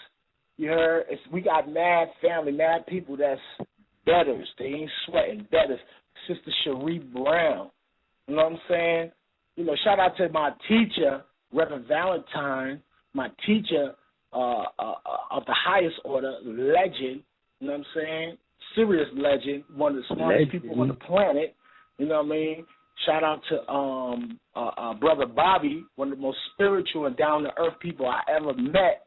You know what I'm saying? That's my dude. He gave me so much game in the time that we hung out on spirit and on the nature of things. I was like, wow, Bobby is this a gem. We lucky to have him. I can't wait till he comes to New York. I heard, rumor has it, he should be here soon. And shout out to my flawless, one of my flawless contemporaries. You heard? And who I feel is we're not even peers. He's above me. You heard? And that's Brother Oba. You heard? Oba is a legend on so many levels. It's ridiculous. You know what I'm saying? A powerhouse in restoring for everyone, like super restoring the real traditions from the Congo and making them accessible to a whole new generation. You know, I really, truly appreciate his existence. And all the other, you know, young teachers too, especially those who have been able to be successful in getting their message across, not at the expense of the extras. You heard that, all that extra shit, you know, which is irrelevant. You know what I'm saying? So, you know, we winning. We winning. Shout out to my Masonic brothers too. Shout out to my Masonic brother, Brother Darrell Fleming. You heard? May you travel in light and may the Creator protect your family and all your affairs. You know what I'm saying? You know, a lot of people I like the fact that people don't like Masonry because that's a fun part of it. You heard? You really it's not everything ain't for everybody. You know what I'm saying? That's the fun part of it. You know, anything that people don't understand, they call it Masonic, but you don't know the power of having. The only people that I know that can understand what I'm saying is a Muslim that's 5,000 miles away from home, and he's stranded, and the only person there, all he got to do is say Assalamu alaikum or do some Islamic gesture, and then here it is, he found whole nother family. You heard? And that is the power of what, shout out to my Masonic brother in the Chi-Town, Hassan. You heard? You know, all my people, shout out to brother Yoel, brother Tahuti Malik. When you came to the Shah, Blue, you didn't get a chance to meet Malik. You heard? Because he moved out here. He on the west. He in what you call it, in Vegas. But come on. I'll see him when I get to the west. Yeah, that's the legend. We gonna go up there too, because the goddess finna get married. So he said we got to come up there with the feathers. You heard? You got to fez up to the wedding. Word up. Word up. And shout out to all the young people, man, known and unknown, who are listening, not just now, but the ones who hear the show in the future. Because we knew in 2013 that you were going to enjoy this show and be able to use it to feel better about yourself and better about your environment and your peers. You took the information and you didn't let them tell you that all of your great people's accomplishments was evil. You didn't buy into that Illuminati bullshit with pyramids is evil and that you didn't buy into it, and you knew that they was trying to destroy you in a renaissance of trying to denigrate and destroy your great historical accomplishments. What? In the pyramid is one of the greatest symbolic gestures to mastership. You heard? It has so many underlying meanings that only the people who are into power can use that. So the people who don't have access to understanding it don't even deserve power. You heard? Don't even ask. Stop being naive, black man, and asking for shit you know you don't deserve, nigga. You heard? You only deserve what you're willing to take. You only deserve what you're willing to take. Exactly. Spin that fire. Spin that fire. Spin that fire. I'm saying I got a few tunes on deck. I don't know which ones you're talking about. Spin that Illuminati loafers, man. I keep trying to tell you I ain't got the MP3 for Illuminati loafers, bro. I've been stressing. I'm like, I need that Illuminati loafers. It's in that email. I sent it to you. Nah, B. You know what? Spin the classic. Spin that classic for homie, for Christian. He need it. Spin that Batman Mafia for that nigga. He needs that. Now, let me ask you this before we get into that, because we spoke on that the other day on Tuesday, and it seemed to jump right back in the mainstream. You know what I'm saying? And that is the repetitive appearance of themes in popular culture that tie in to the movie Dark Knight Rises. So here now we go again, you know, this past weekend, dealing with this whole Super Bowl energy, all right? Like I explained, you know, with that whole aspect of the West Coast game and the 49ers and Colin Kaepernick, you know, and him Kabbalistically equating to the Prince of Peace or Christ energy, and then you have this dude come along, you know, Christopher Dorner. You take Dorner itself and you run it through the Gematria system and you come up with 444. Okay? Which we know to understand to mean, you know, one of the second plagues. And then here in New York, it's funny because of, like I said, it's this whole duality thing going on. It's a mirror everywhere in society. It's a mirror going on. Everything is cross-relating. So they showing pictures of CNN of them in California. Look up at him in the mountains and it's snowing. Then you look outside and it's snowing. You know what I'm saying? And then they calling this shit Nemo, and you flip Nemo around the other way, and Nemo is Omen. But then you got homie here, and his name is emanating or resonating with the energy of the plagues. Okay, the 444 is dealing with frogs. The second plague is to strike Kemet. You know, it's also dealing with Damascus. You know what I'm saying? The road to Damascus. You know what I'm saying? Dealing with that whole energy. You know, and other systems, you know, they talking about 444. When you see those particular numbers, it means that the angels or the angels have your back. You know, they're holding you down spiritually. So we'll see what type of ordeal that this individual goes through. You know, but like I said, with Colin Kaepernick, you know, that whole Christ energy and his name adding up to what it adds up to, and we seeing him as the sacrifice, because his name also meant the fowl or the game bird, you know what I'm saying, the one that gets sacrificed. And you see how the game ended, they jerked him, you know. And yeah, I just see some real interesting connections and correlations. It might only work in the mind like mine nonetheless. You know what I mean? Like, what is it about this movie, man, that it keeps popping out these popular culture themes?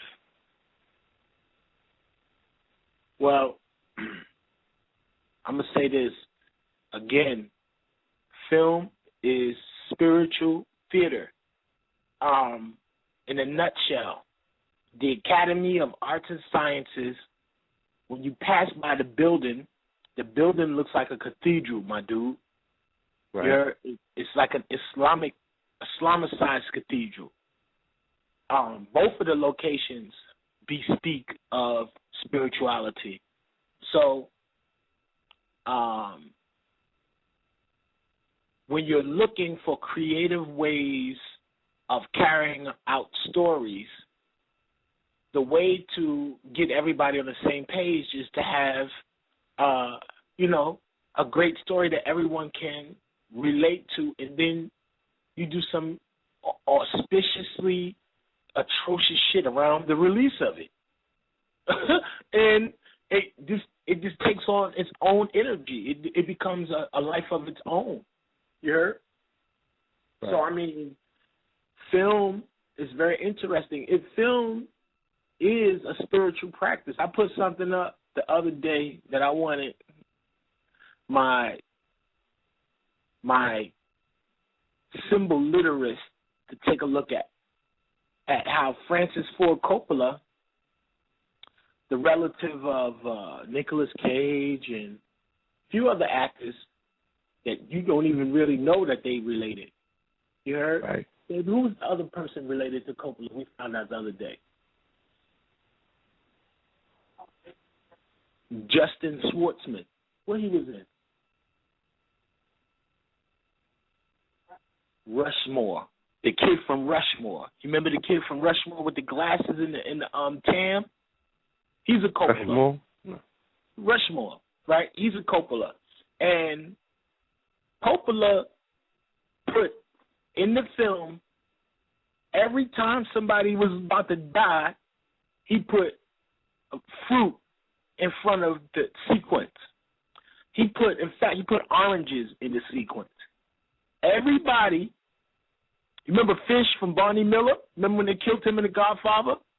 Yeah. He picked up an orange at the table and like threw it over Michael and the mother's head in the sequence. Like, you know how you take an orange and you play juggling with one hand? Yeah? Yeah. He took it, threw it up in the air, grabbed it. They killed him right after that. The man told the consigliere, hey, it's one favor I can't give him. Like, Johnny Fontaine is not going to be in that movie. That part. Right. He said, my clients only ask for favors one time. After that, it's like they begging. So he'll never ask again. He said, no. So what did he do? He killed his horse. But what was the name of his horse? His horse name was Sorcery. His horse name is Khartoum. But Khartoum is a place in Africa that they called, in the Bible, the location where all the sorcerers live at, around the Sudan, Khartoum. You heard? Right. So symbol literacy is going beneath the peripheral. It's going beneath the obvious. And what is the connection between fruit and death? What is connection? What in spiritual lore, what makes you smart is the access you have to symbols. If you don't have a lot of symbols in your mind, you're really not that intelligent. Facts are nothing. Facts don't make you smart. Symbols, iconography, and the meaning of iconography is what makes you intelligent. You heard? Knowing symbols makes you intelligent. People who study symbols are brilliant. You can't write out high-end mathematics, quantum theory, none of that shit without the symbols associated with it. You have to have it all in your mind. So the film piece, this is not far-fetched that the actual production house can have a marketing arm that has an expenditure that they spend money on black ops, nigga. Private companies that pull stunts. You heard? I mean, elaborate stunts. You know what I'm saying? Private companies. Like, they have endless income. They have endless income. They have hitmen. They have all type of scenarios, ill scenarios that go when you're dealing with high-end money. Like I told you before, out here, the lady that was the top publicist for Metro-Goldwyn and Myers, they sent her ass up. You heard? Right. I remember that. Sent her right up. They ain't found nobody for that? Yeah, they found the nigga. They set a schizophrenic nigga up. LAPD is the illest with that. They went there to the nigga house, and first, this is how they really bodied it. When you crazy on this level of crazy, that homie was crazy, they sent somebody to him preemptively to put the story in his mind. So the man is walking around in his building. He's known to be talking crazy. Like, they know where all the crazy people are at because they know where you pick up your prescription. And if you are on any type of supervision, they know where you at too, and they know your mental condition. So people without family and in a place like this, they'll do some foul shit to you and won't nobody know what happened to you. So the man living in one of these hotels in Los Angeles, and he's running around in the building telling people that somebody's going to give him $50,000 for killing some lady. So he's saying it all out loud. You heard? So that's simply somebody manipulating his condition. So then the police come to interview this nigga that is relatively like a bum, man. You heard? Right. He could barely pay his bills. But yet they say that he was found with a gun. They say he pulled the gun out when the detectives, who are the only two people who saw this, came to his crib to investigate him about the killing because he said that somebody was going to give him money in advance. So, like, this murder game is serious. Like, it's not hard for them. And California is one of the easiest places in the world to kill somebody because it's just simply the terrain, the way the terrain is set up, and that the cops is like fucking, gangbangers anyway. You heard? So that, I mean, in the post event, it just is what it is. So they can hire situation actors. You know, they can create situations based around stuff, and you never know. The movie might be a movie that was made specifically for national security. They may be stacking all of their cards for the biggest, momentous event in the whole thing is to be a political assassination. Now, let me say this. I swear I'm not going to say this again. Do the knowledge. Be very intelligent when I say this to you. Who cares who the fuck the president is after Obama leaves? I wouldn't give a fuck who the president is after Obama. If he's still alive, he will still be the most important person. He took Michael Jackson's place. So do you think Michael Jackson, doctor, made a mistake and killed him? If you see Spy Game, they put time-sensitive poison on the other part of the stethoscope for the doctor, and you could give the doctors anything. The doctors don't know shit. You can give, Michael Jackson was in so much pain, nigga. They was giving him the pain relief that is akin to going in anesthesia. Do you understand that? Where you is in so much pain, nigga, that you are unconscious to anything and everything around you. So in a sensitive situation like that, people could kill you, man. Eddie Murphy get knocked with a man in the car. Eddie Murphy picked up a transvestite. You remember that? Mm-hmm.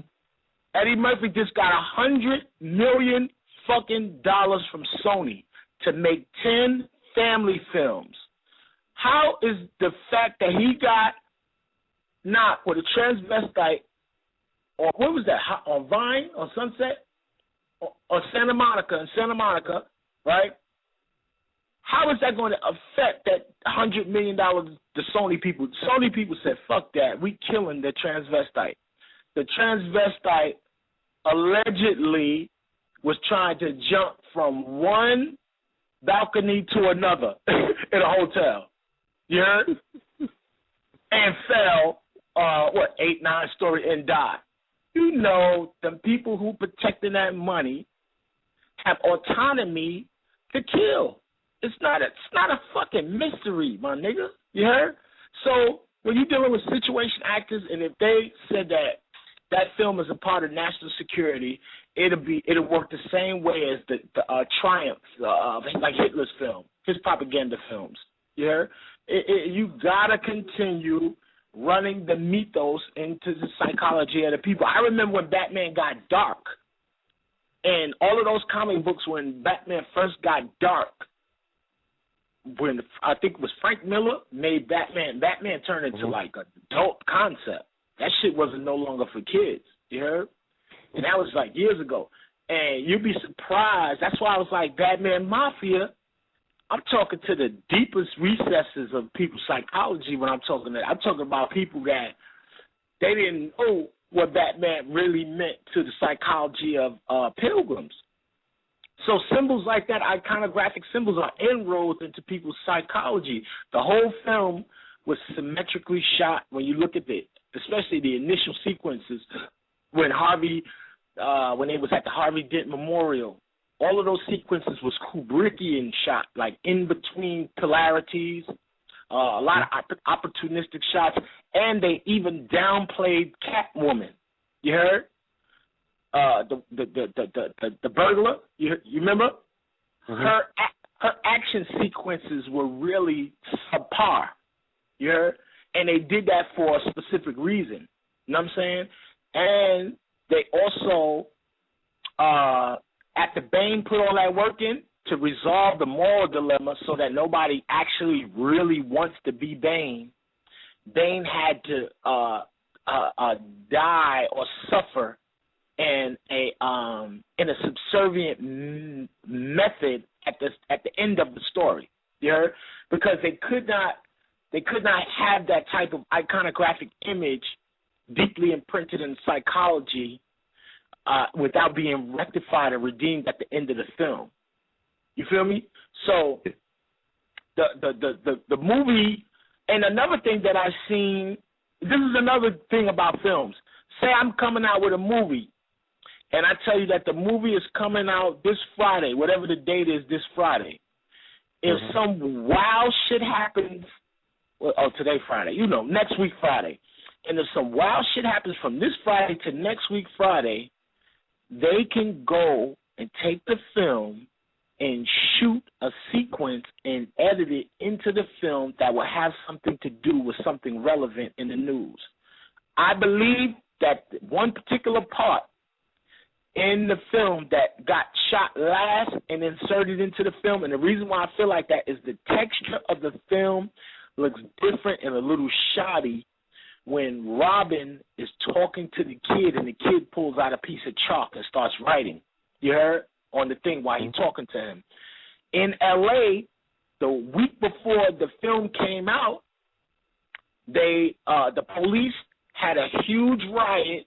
I mean, not the police, the people had a riot at the Art Walk here because the 99 percenters was out on Main, it was Spring and 5th, and went and was writing "fuck the police" in chalk in the middle of the street, saying that they was going with their right to demonstrate and express themselves. The police was shooting the shit out of them with rubber bullets. You heard? And it was a whole sequence of events that I was like, oh, this shit is like the chalk. The kid writing with the chalk, and then the chalk with that shit, and they showed the chalk twice. You heard? And I was like, that is them harping off of that energy of that 99% of shit with the Wall Street shit. You heard? So they have to Wall Street and the economy is a serious issue, you know, for world domination. They had to surreptitiously, attack it, and then add a bunch of other, embellishing events around it to create a synergy between real life and the film world. You know what I'm saying? So, yeah, back to the lady. You remember the dude? They said the police pulled up on the dude. They said that the dude pulled the gun out, and they were the only one there, so they shot him. And then they took the gun that he allegedly pulled out, and it was the gun that was used in the killing of the lady. You heard? So now she was shot by a professional while she was in her Mercedes-Benz, who obviously, because of the trajectory of the bullet, was in some form of SUV. You heard? So they did a drive-by on the top publicist for Metro Goldwyn and Myers, and then it was this. It's not even really in the news no more. Nobody's even talking about that no more. You heard? It's not even relevant. You heard? So filmed, people don't play with that movie shit. That movie shit is too much money involved in it, so why wouldn't it be a bunch of blood involved in it too? You know? Heath Ledger. How is it that the Olsen twin girl was there when homie died, when he died? You heard? I mean, insurance policies. If you read the book Labyrinth and about who killed Big and Tupac, boy, you would be surprised how much money is involved in publishing and what these niggas would do to you. These niggas will kill you. And that's why you think they don't want Wayne movie to come out. Wayne don't want his movie to come out. You heard? That movie is deep because it's going to show you that them niggas around, Wayne is crazy. He drinking that syrup. Whoever drinks syrup and promethazine, to me, you is worse than a crackhead. You should just go get some heroin.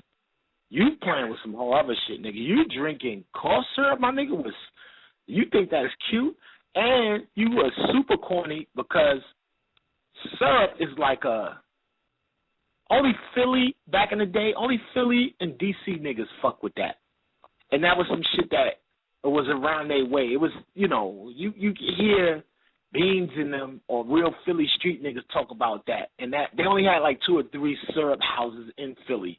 You know what I mean? Mm-hmm. But it really wasn't no big thing like that. But in that movie, you can see it. This whole documentary on Lil Wayne, that shit is really altering this young man's shit. But there's so much money surrounding his iconography that it's ridiculous that whoever owns it, their moral dilemma is not even involved. If Baby own it, if Weezy died, Baby and them is going to be rich even more. And the reason why his iconographic shit is so heavy, Wayne is deep in white folks' consciousness. He is a living icon. And when I say icon, it don't mean you got to be a good person. It means, nigga, your picture and image and likeness is on T-shirts, mugs, surfboards, skateboards. Go to Venice Beach. Lil Wayne's face is next to Jim Morrison, Bob Marley. The only difference between them niggas is they're dead and he's alive. You heard? Mm-hmm. So, all because wordplay and he just, that little nigga crazy. He's bugged out. When you look at the documentary, I was like, oh shit, Wayne is a little touched. But he tell you why. Baby and them niggas had the nigga since he was 11. They got grown women sucking on his little joint when he's little. That's what I meant to ask you. Yeah, you were talking about developmental psychology And you were talking about the connection between the brain and and shitting. And I always been scratching my head, and I'm like, if you see whatever his moral dilemma or his psychosis is, he always talks about the bathroom and shitting in the toilet. You know what I'm saying? Is that indicative of that psychology that you're talking about? Because it's very evident. Well, let me tell you something. Freud and them have. You ever heard of the concept where somebody stop laughing? You ever heard of the concept where somebody say, "This motherfucker is anal"? They'd be like, "This is you anal retentive bastard." You heard? You heard? Mm-hmm. They're speaking about it's like a form of, you could call it. They fall into the spectrum of fucking autism to me. That you can be made autistic from lack of emotional development. You know what I mean? And it will show up in your child. Like when you're a kid, you have to develop a part of your psychology that helps you know when to stop shitting on yourself. That is a very critical stage in developmental psychology for children as it relates to their emotionalism. Now, Some parents, some mothers will allow the child to go at their own pace. Some mothers will get crazy with it and go crazy on a 1.5 or 2-year-old if they feel like, I'm trying to potty train you and you shitting on yourself. Now, if you do that, you are traumatizing the child, because the child does not have the emotional equipment to create the synergy between their own ability to control their them defecating or urinating on themselves. So if you traumatize that, you create an adult that is fixated with their ass. You heard? And you'll find, I'm telling you, this is a blueprint. If you live, sisters, if a sister or you brothers, if you live with a sister or a sister, you live with a brother, and more than 10 times out of a year, fuck that, more than 3 times out the year, they leave shit in the toilet, that is a clear indication. They better have a good excuse for that shit. You heard? Somebody had to be at the door, they had to go run, and they better have a good excuse. You heard? But if you purposely leave shit in the toilet, or don't be, brothers, I feel sorry for you. You got one of these women that take the fucking liberty to think that a part of their relationship is her just farting in front of you. This cold fart all in front of you, just shitting on you. Just like this, boom. You heard? Sisters, too. You heard? Nigga, if the nigga don't say excuse me, or he fart, and every time he fart, he's I farted and laugh like that, that nigga is still in his terrible twos. He is emotionally connected to his ass. You heard? And you never know who's emotionally connected to his ass. You heard? So go figure that shit out. So all that shit comes from developmental psychology, and it comes from childhood rearing. You heard? And the ability to expel waste from the body, you have to have that lodged in the child's mind, like they have the ability to have the autonomous right to stop or have their own power to control it on their own. You never force them. People be wanting to force the kid. The women want to force the kid off the titty. People, the old miserable niggas from the golden age of abuse, the baby boomers, is forcing all the ladies to be like, take that baby off your titty, girl. You trying to spoil that? How the fuck can you spoil a kid? How can you spoil a baby? You heard? All these stupid. I hope those was firecrackers. What those were? Firecrackers? Yo, talk about all those. You let that baby suck on that titty till he's 7, 8 years old? Well, in Egypt, you really wasn't developed emotionally unless you was breastfed to 3 to 7 years of age. These kids, they not even breastfed a year. They getting them off in 3 months. So now you pushing out people that you front and talking about your baby normal. You's a motherfucking liar. That little nigga retarded as a motherfucker because you ain't nurture him. You ain't breastfeed him or nothing. You heard? Ain't trying to force this person, this kid on another, in school and this all-inclusive program where your genius kids got to sit in the room with a bunch of emotionally deficient children abusing your kids and shit. Yeah? So, I mean, the dissidence of what we be talking about, you know the imbalances in the society, but we still try to force ourselves or force this unrealistic view of how things are on reality and don't work that way. But if people want to study more of what I'm talking about, you really need to read Freud, because Freud is the blueprint writer for how they market things to you, because his nephew, Edward Bernays, is the ones that made up bacon and eggs. Nobody was eating bacon and eggs until Edward Bernays made it up. Yeah, he's the one that made women smoke cigarettes. Talk about lighting up torches of freedom. You heard? Diamonds are forever. So Freud, Diamonds Are Forever, excellent. So Freud, he wrote a book on war, sex, and neurosis. You heard? And you might want to watch this other film about Freud and Jung, where Jung was an analyst. What's the name of the movie again? Indecent something. What's the name of that shit? I'm laughing. I forgot the name of it. It just came out. It's a recent movie. It's about Jung and my man Freud, and how Jung, he started to help develop the psychology of one of his patients. He started piping her. You heard?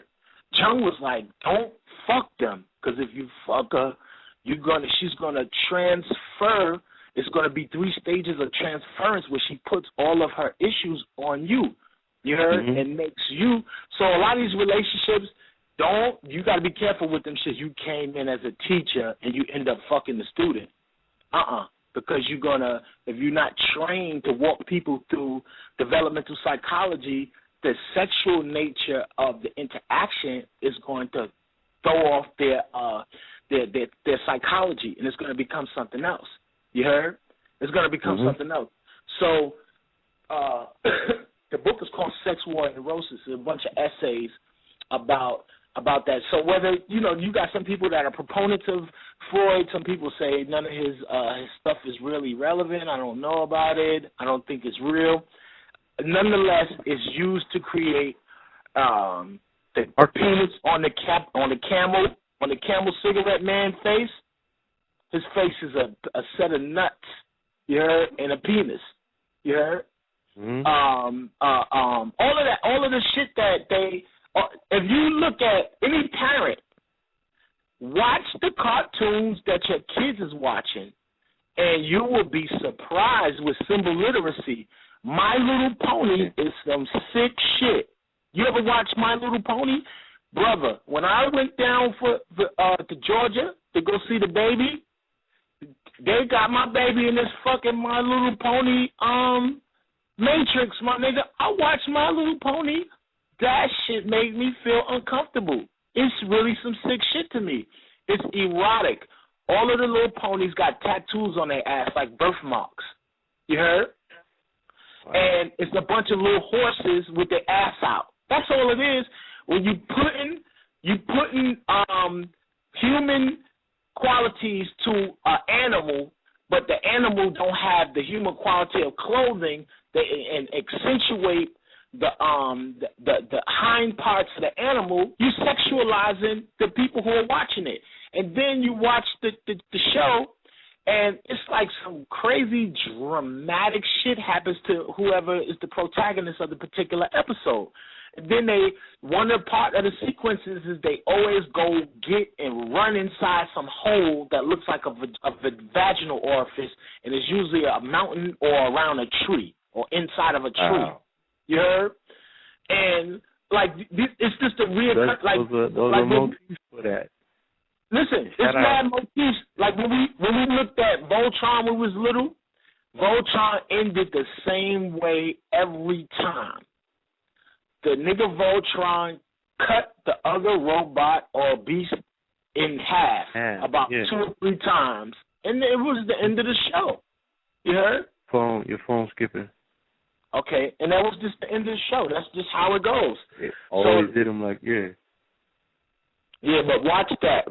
And another show, all of that is crazy. Shout out to Professor Griff, because one of his lectures, he really opened my eyes to that, the sexualizing of cartoons. He showed some shit that was incredible, and the clips that he showed, the Disney artists, they were showing how they draw the penises into the characters and everything, and he was like, what? Yeah. Now they going in. Yeah. Or they winning, should I say, because the damage is already done.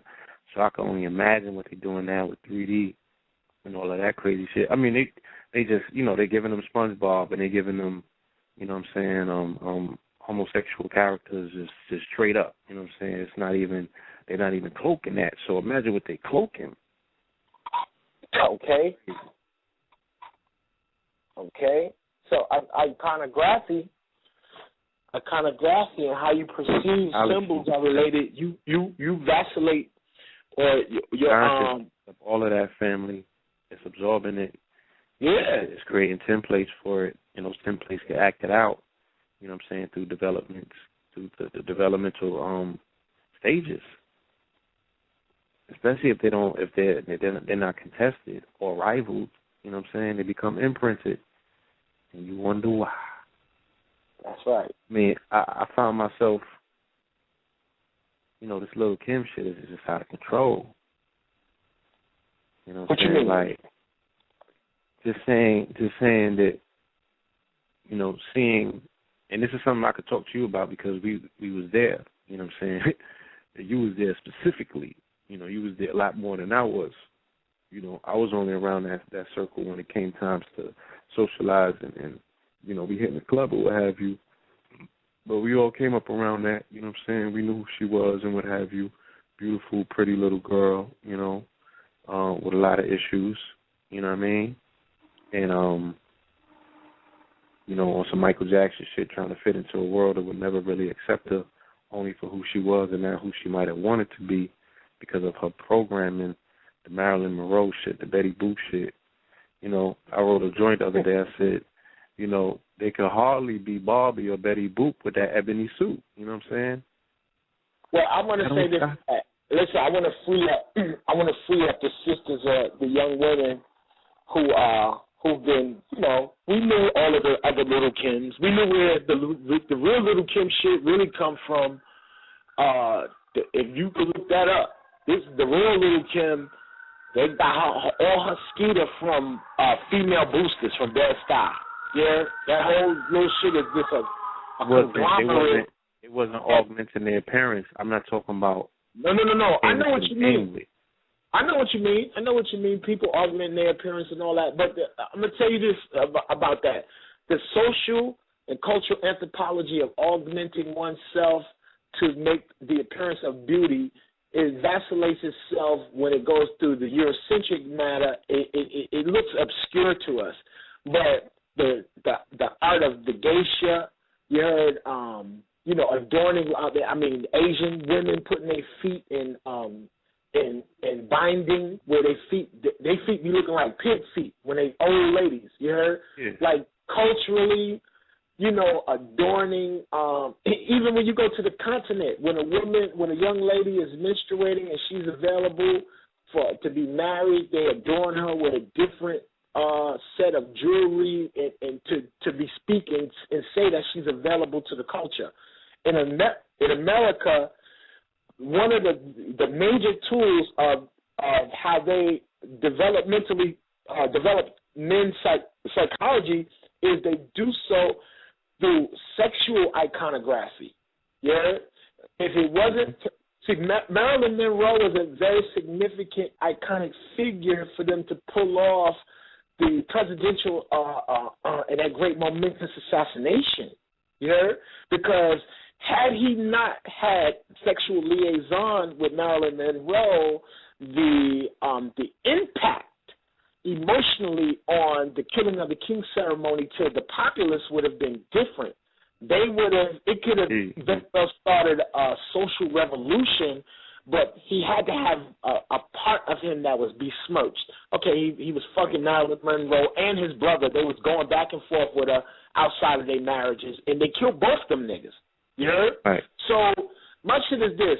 So the back of the subconscious, the populace would be like, oh, he was an adulterer, he deserved it, without even knowing that they're saying that to themselves. Exactly. Look they was raised in a Puritan society. Look what Freud says about obsessive behavior. He said the analysis of obsessive acts has already given us some sort of insight into their causes and into networks of motives which bring them to effect. One may say that a sufferer from compulsions and prohibitions behaves as if he or she were dominated by a sense of guilt, of which, however, he is ignorant. An unconscious sense of guilt, as one must call it, in spite of the apparent contradiction in terms. The sense of guilt has its origin in certain early psychological occurrences, but is constantly revived by temptations, which are renewed at every present opportunity.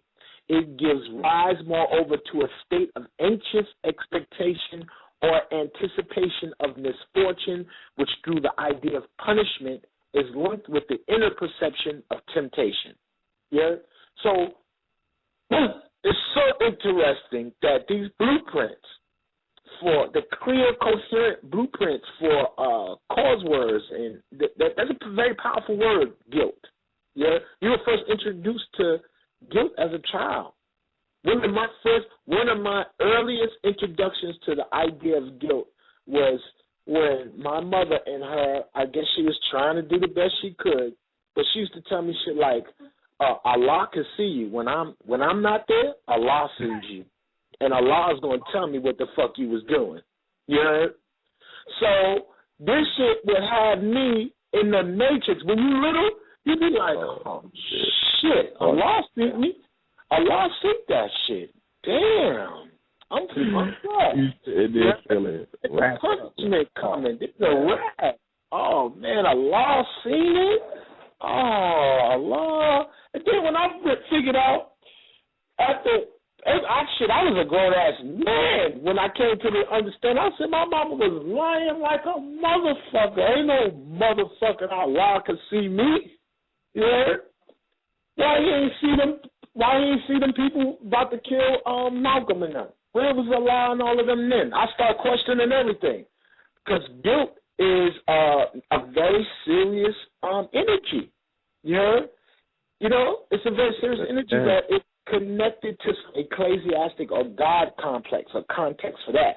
So to create the space or the vacuum for that type of shit to exist, you got to create a world where vice has precedence. You know what I'm saying? So, you know, it's like a dude coming out of a strip club, then he see a church across the street from the strip joint, and he starts contemplating about how awful he just was when a true spiritual consciousness would be like, damn, I just left the real church, and now look at the fake one across the street. Look at that. Yeah? What's the difference between going to the strip joint and going to church? You got to give money at both them shits. Yeah? You're worshiping women. You're worshiping women. Yeah? You worship a woman when you go into the church. They just call her Holy Ghost. You know what I'm saying? It's so ill that people, I don't care what nobody say, you could get possessed in church. What you think be possessing them people? It'd be male spirits? It don't be no goddamn male spirit. You heard? Ain't no male spirits making them speak tongue. Hell no, that's a female spirit that descends down into the makes you, you know, you have access to that shit. So, you know, bands make them dance. Bands make them dance. That shit is like, hallelujah. Well, in the water, yeah. It's the same shit. It's the same shit, man. Negro spiritual. Drop a bomb to that.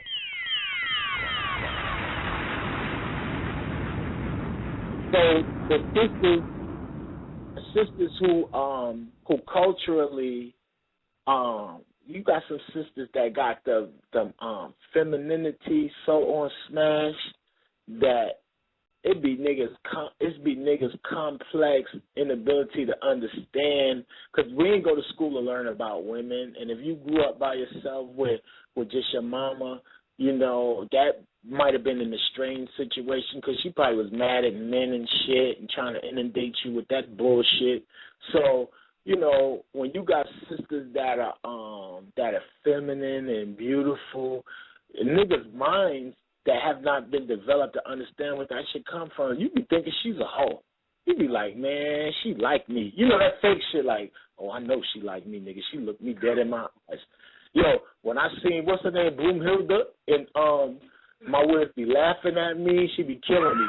When I seen Broomhilda in Whole Foods, she looked dead in my eyes, right? I was like, oh, shit. I said, yo, Carrie Hills, what's her name? Carrie just looked me dead in my motherfucking face. She is feeling me. My wife fell out. She was like, you as crazy as a motherfucker. Yo, I was like, yo, yeah. She was looking at me. She was looking at me like, she looked at me like, and acknowledged the nigga. I was like, oh, shit. You like me. But you was on, right? Yo, so that just come from, went home you know, with the IBM. You was like, I'm going to look up all her joints, man. I was like, nigga, I almost was Django that day. I was like, I'm going to save her. And it went Whole Foods. Yo, and another thing, you know, from years of looking at pornography, you know, I know a lot of these people don't admit that they look at pornography, but from years of being in the penitentiary and, you know, and doing onanism, you know, taking yourself to the motherfucking limit, you done seen all kind of books, you heard? My nigga, when I seen Belladonna in the Whole Foods in L.A. when I first got out here, I almost lost my mind, you heard? And the reason why I'm saying this is there's a close connection to male when males have this perception of sexuality related to women. That shit is so high end level psychological and so high end level divine. It's like it takes a book all to itself to speak about how developmental psychology is raised, advanced, depreciated, or whatever through the realms of how you perceive sexuality and having an outlet in a society. For they need an outlet in societies such as this where everything is prohibited by religion. It would be far more crimes if they didn't have strip joints. You heard? Or outlets like that. It would be far more crimes against women. You heard? So what do you think? Do you think that those old ancient societies were all utopias? I would hurt people's feelings if I showed them the I don't even want to talk about that on the radio because these niggas will get mad. But I got a book that talks about the sexual nature of ancient times and some of your favorite places in Africa. You heard that they was talking about the sexuality in the papyrus and in the ancient documents that parallels close in the later dynasties when they were at their fall, that the type of shit that the priesthood had to write about just in order to weed out the new influx of all type of gender issues connected to sexuality. It's ridiculous. But this is the part people don't ever want to hear about, that humanity and cultural anthropology says that man goes in slopes. He goes up in his development psychology, he goes down, he goes up. It's a never-ending wave of development and depreciation, up and down wave of growth and destruction. You heard? So what was the whole little Kim part? Was it a part to develop male psychology? Look at who the person was. Big, fat guys wasn't getting no box before Big came out. It was hard for a fat nigga to get some stuff. You heard? They wasn't giving you that much rhythm. You heard? You had to get fly. You had to get No, Prince Marky D and Heavy D made it kind of easy for light skinned fat niggas, and Tuffy came along. Thank you. For light skinned fat niggas, exactly. With a cocked eye, nigga. Yeah. And then now the shit turned into Rick Ross. He walk out. He come outside with them titties out and everything. He don't give a fuck. That nigga is crazy. That nigga got on the cover of a major magazine with his joints out. You heard? I was like, this nigga's crazy. Son ain't got no. He is feeling himself. It's the chain. I think when the niggas get a chain, they just forget about everything else, my nigga. They be like, fuck that, I got this chain on. You ain't really looking at my titties. You looking at my chain. Yo, you hear me? So, I mean, Big was a legend, and this is why I told a female lyricist this before that's conscious. I said, conscious female lyrics is not gonna win and go to where it could actually go. It could go past the men if the women leave a space to speak about sexuality. You got to be able to put that shit in your verses, because I don't want to hear a woman telling me how to build no fucking pyramid. It's just in my nature, in my psychology, that's my job to know the sciences and all that. I want to hear you rapping about when I get home from moving these big-ass bricks. You heard? What you got from me so I could go back the next day and build you 10 more pyramids. You feel me? Just psychologically. You already know, man. You know what I'm saying? Just psychologically, I need to hear you talking about, I want to hear about conscious box and the difference between if y'all so deep and so conscious, you want me to go take a bite out of a pyramid, and then I gotta go jump over the Sistine Chapel, cut 7 white men heads off, and do all this shit just to get some stuff, then you better be able to articulate to me why that stuff is better than Takisha and them from around the corner. Because Takisha is getting out. Takisha is very spiritual. Takisha don't want nothing, but she want to eat. She wants some small talk. She want to play on the computer, and she want to get it the fuck in. And after that, she's gone. She don't want to fight, none of that shit. Call me, you heard? So why do I got to go through all this shit with Queen Hatshepsut, my aunt, you heard? And it's psychologically and spiritually, my development is predicated on my outlet to sexuality. Yeah? And the same circle that'll be talking about all these men, or they sit up in circles, my nigga, sit up and vibe about these men ain't shit. They are all on the low. You heard? Oh, this man he's no good. Oh, he's a misogynist. Oh, he loves all the women.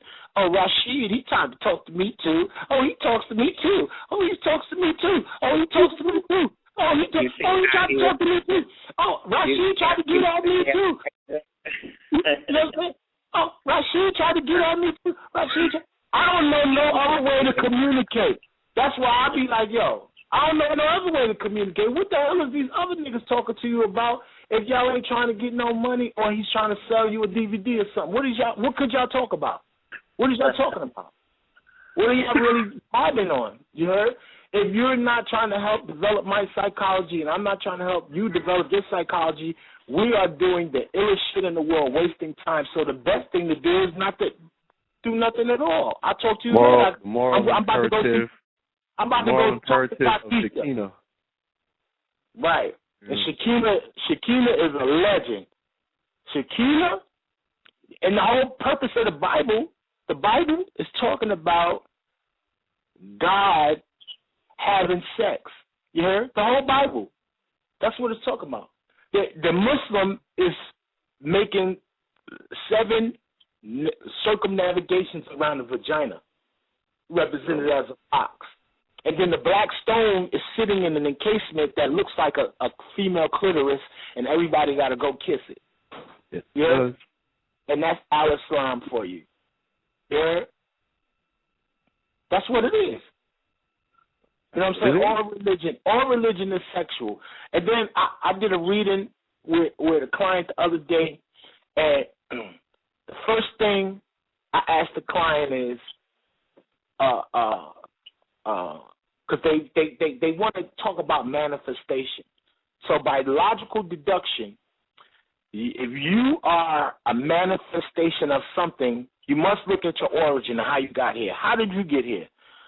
Two people commingled and mixed their emotions with the physical act, and then voila, here you go. You heard? It was in that stage. It was, oh, God, you look nice. You look nice, too, girl. Where you going? Over here. Let's go. Huh? Can I see it? I'll show you mine. You show me yours. Oh, shit. Ooh, I know. Yeah. Okay, let's get it in. And then here you come. Bam. You're a product of that. So why would you ask for something in the world, but you don't want your opposite sex, or you don't tap into the sexuality for your manifestation? You can't manifest nothing in a what? It got to be a church that got Jesus and his girl right next to it. I would be a Christian if they had both of them on the cross. If it was Jesus and his girl on the cross, I'd be like, oh, this is the truth. Because iconographically and spiritually, it's saying that, oh, shit, that's what it is. You heard? But figuratively into the metaphysical mind, the cross is nothing but a cross-section of the box. You heard? The port of entry and exit. You heard? So what got lost is why there's so misogyny and so much hate for women is from ecclesiastic reasons, and the fact that they removed her from the spiritual psychology of the populace. You know? So you have to address your female god worship in Club Nicky's and in Magic City. You got to go to King of Diamond. You know what I'm saying? You got to, and those dudes who make and cater to that type of music, those dudes, they occupy a whole different. Why do you think Too Short is relevant for 20-something years later? Too Short is relevant because he's some of these people's first porno. You heard? Mm-hmm. That shit that Short was talking about years ago, Short is a legend on, like, Short is an icon because he was saying the shit right there. You know, that shit he said on Big Joint, you crazy ass man. Every time you turn around, you fucking with them gangsters. There was so much game. You know, he was giving you so much, like, you know, nigga, you know, get your life together, little nigga, young man.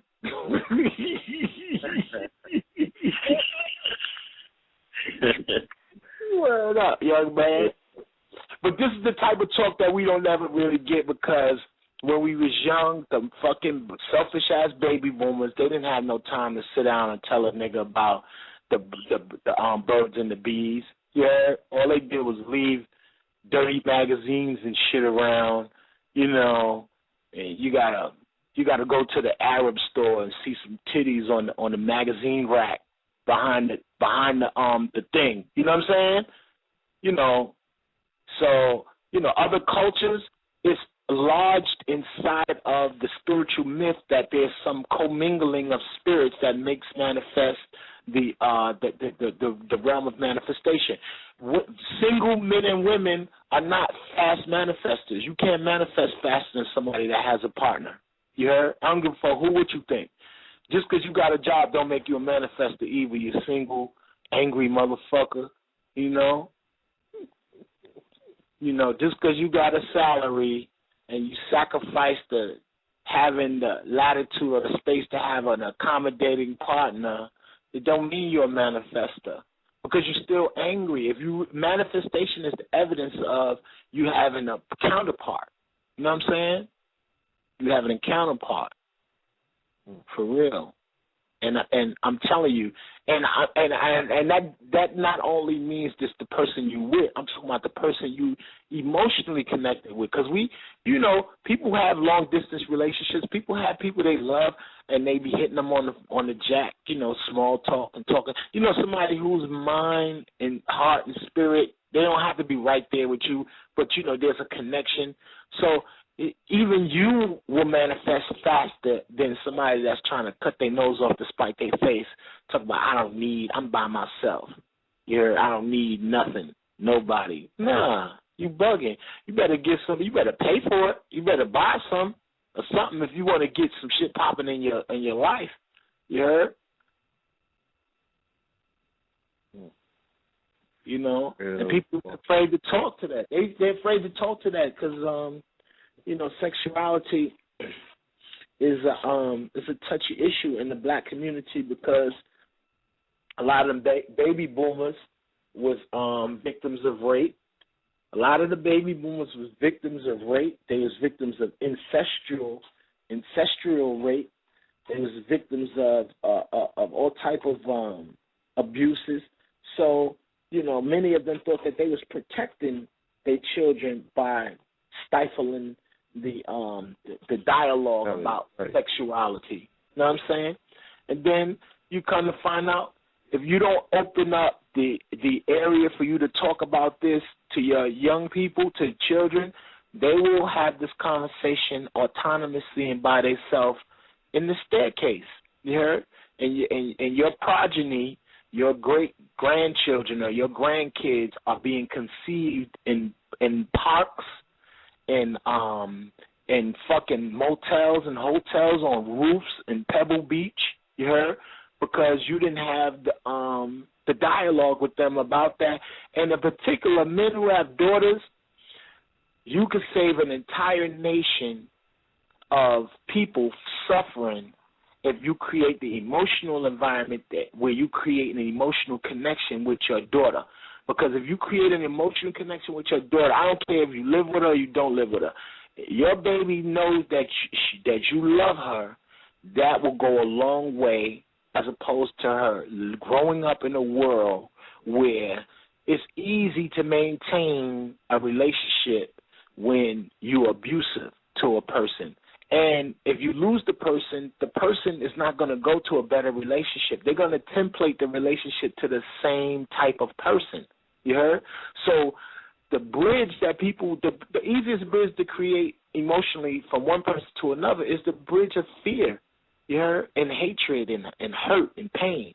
So people start that shit early on in the game. They don't even be a few months in. They start playing. They start talking and playing to it.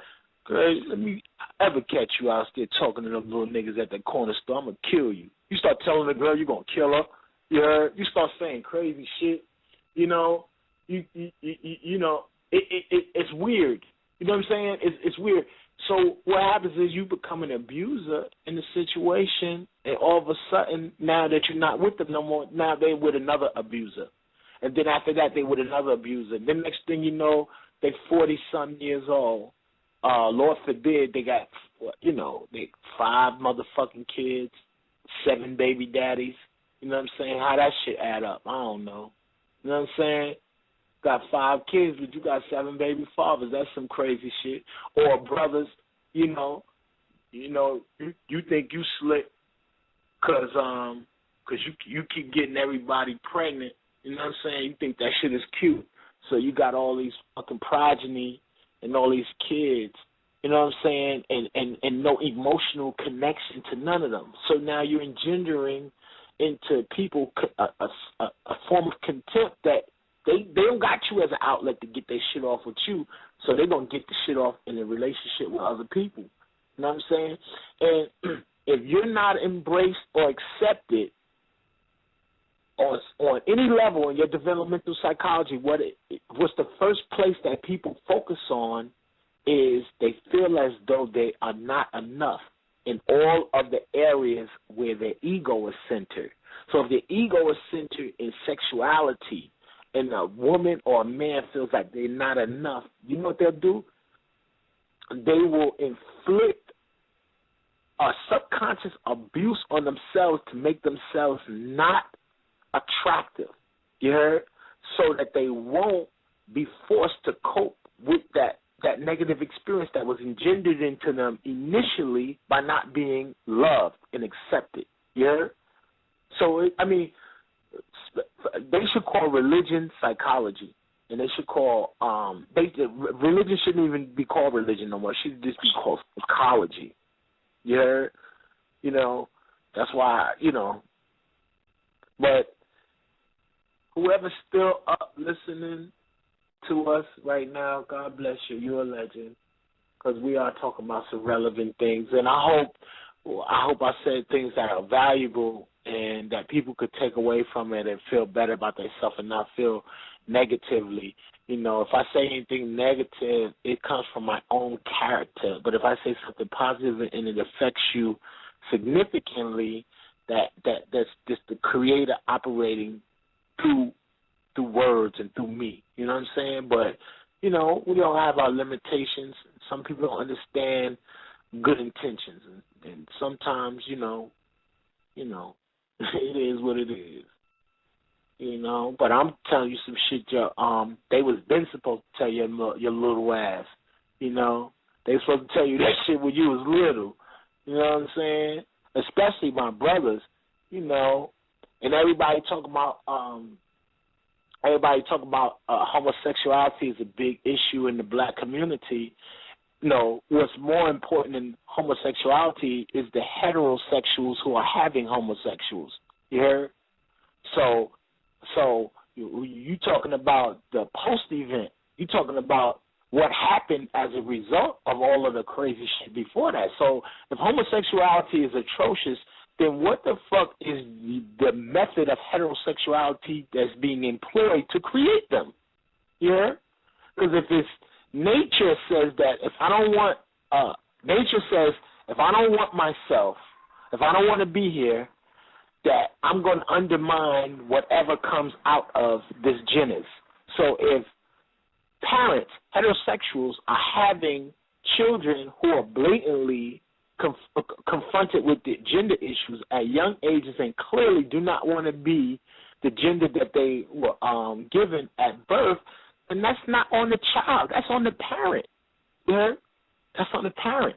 And then you get into the health issue. So health is the precursor to all dysfunction, psychological, physiological, and everything thereafter. That could have been vitamin deficiency in the first trimester of pregnancy that created that the genus terminus, where the species says, I'm not even gonna create a progeny to accommodate this lack of input that this woman and this man are putting into this progeny. Women not taking prenatal vitamins, not taking folic acid, not doing any of the things that's, needed to have the baby and to have a healthy child, and then you have a child that you think is genius. You run around telling the kid that every time somebody asks you what school you going to, you better say Yale or Harvard. Yeah.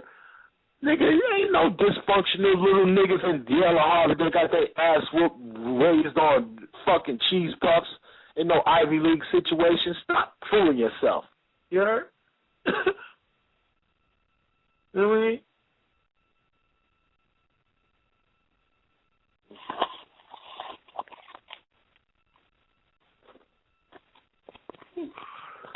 He definitely gave him something to think about.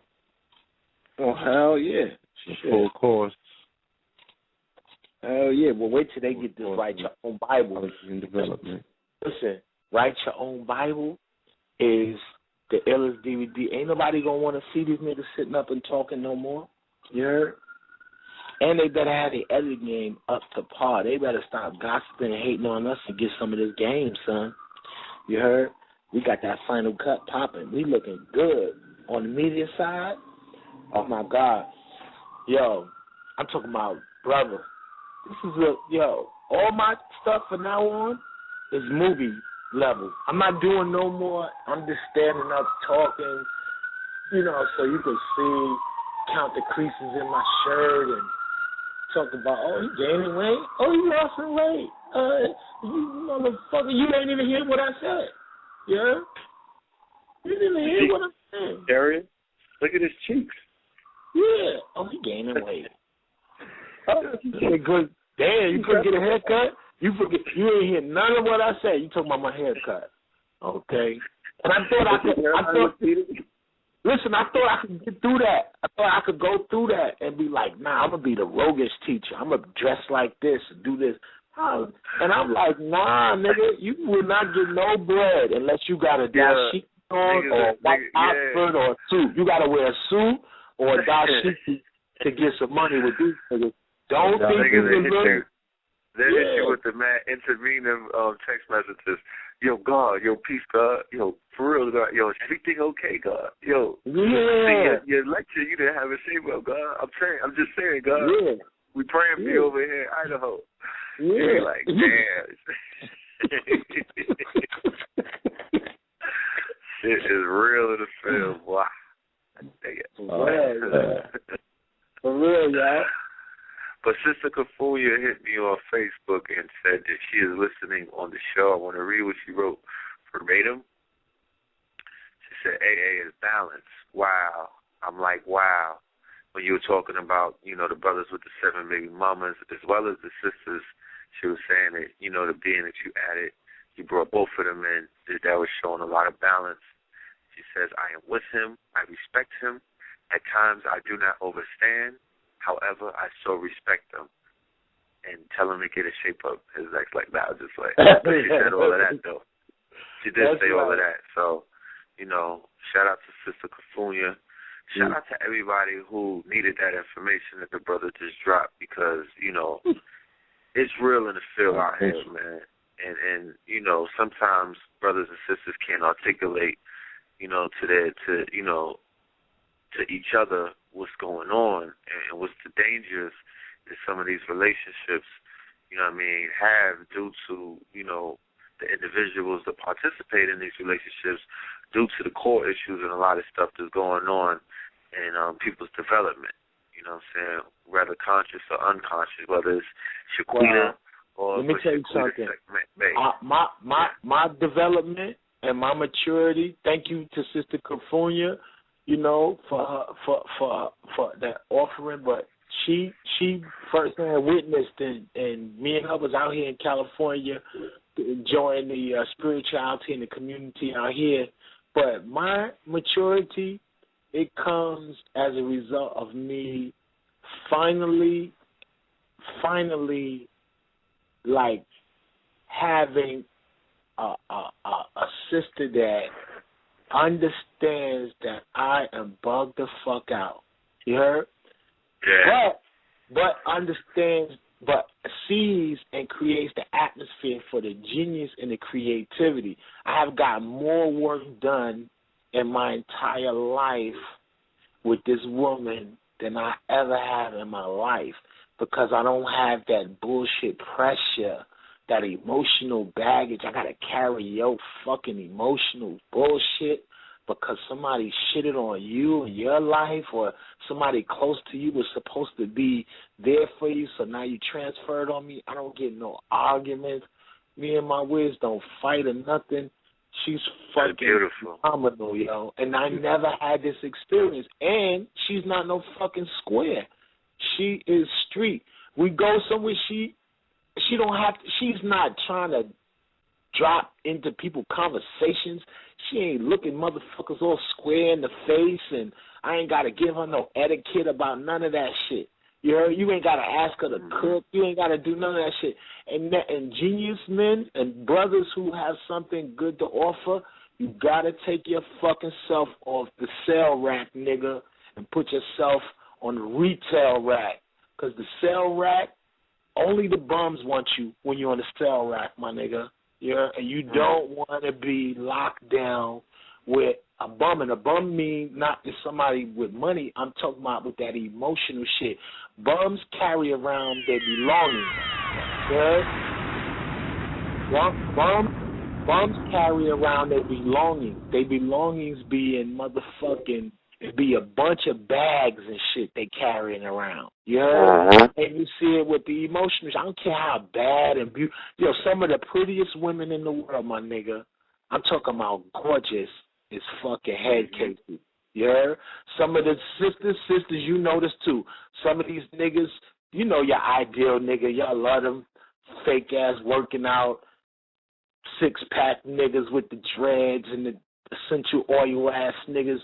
You know how y'all do. You know I'm hating a little bit. Essential oil ass niggas. You like them niggas, but you come to find out the niggas ain't. It's all a game of appearances. The nigga might really, hate you.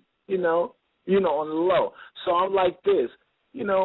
People really need to keep it real with yourself. When I kept it real with myself, I realized this on Gates, sitting up in that little-ass office calling that my apartment after all my other shit was gone. I said, yo, you really need to take in consideration that you're a great person, Ahmed, and that you're not a bad person because you had a failed situation in the relationship. And once I embraced that, the door opened up for me in the universe that it's not my fault that people don't get along or shit like that. That's not my fault that my mother and my father ain't get along. And if you don't come to terms with that shit, you'll have it in your next relationship. You heard? So I started getting those, the universe. I said, the next woman come to me, I swear, oh, God, she's going to be beautiful. She's going to be the best thing ever. Oh, God. And now, bam! This shit is crazy. You heard? And I'm like, I ain't never been this comfortable and able to get creative into my shit and without nobody sweating me. And also understanding that a nigga is still, at the end of the day, a nigga's a nigga, man. Nigga's a man. Yeah, you can't make nobody into what you want them to be. Nobody own nobody. Yeah, you build connections not with fear. Like, let me find out you did that shit, I'm leaving. Or let me find out this, fuck you, nigga. No. You build bonds with love. You build bonds with trust. Trust will make people do good things when you're not looking around. Fear will make people do all type of shit when you're not looking. You heard? So, for real. And let me tell you something. All women and men have the ability to cheat. Now, there is a difference between when a woman cheats and then when a man cheats. Because a woman, according to the universe, in my opinion, I don't want nobody to, put me in that, that dialogue, that dialectic of who's better. This is just the reality of it. Women are just far more sacred than men. You heard? Yeah. And in my study of spirituality, the words for jealousy are ancient words. You heard? Islam has a space spiritually for men to be jealous, to protect their women. You heard? Women ain't supposed to be with multiple men. I'm not going to I have a daughter, and that's not wise of me to promote a culture where I think that women should be whores and be accommodating to all different types of men. That's not cool, because the way her body is made, men invest their ideas and psychology into women via their bloodstream in the form of sperm. And if a woman is accommodating to multiple penises, then you walking around with a woman that got all these niggas on her mind. You wondering what the fuck? Yeah. You know what I'm saying? So the reason why it's different is she cheat than if you, because really technically you're not cheating. You really operating according to God's plan. God wants to be here in the physical world. You know what I'm saying? So God operates through the unmanifest realm, operates through the manifestation of man, so he can manifest himself through her, who is the divine molder. So she molds you. So whenever you see Asar, you seen Aset and the baby more than you see. It was never a family picture. It was never all three of them. It's rare that you see Asar standing up, Aset is sitting on his lap, and then the baby's right there. No, it was It was her and the baby because you knew that daddy was there. You knew daddy means ain't no Offset on Asar's lap. I ain't see that one yet. Right. Somebody, right. maybe Rob Omar could dig that one up or something. Right. So he's there vicariously through the form of potential. So now, women are very sacred in that respect. You know what I'm saying? And it is so sacred. It's so ill and so sacred that even the polyandry that women saying that they fuck it shit. You know, polyamorous.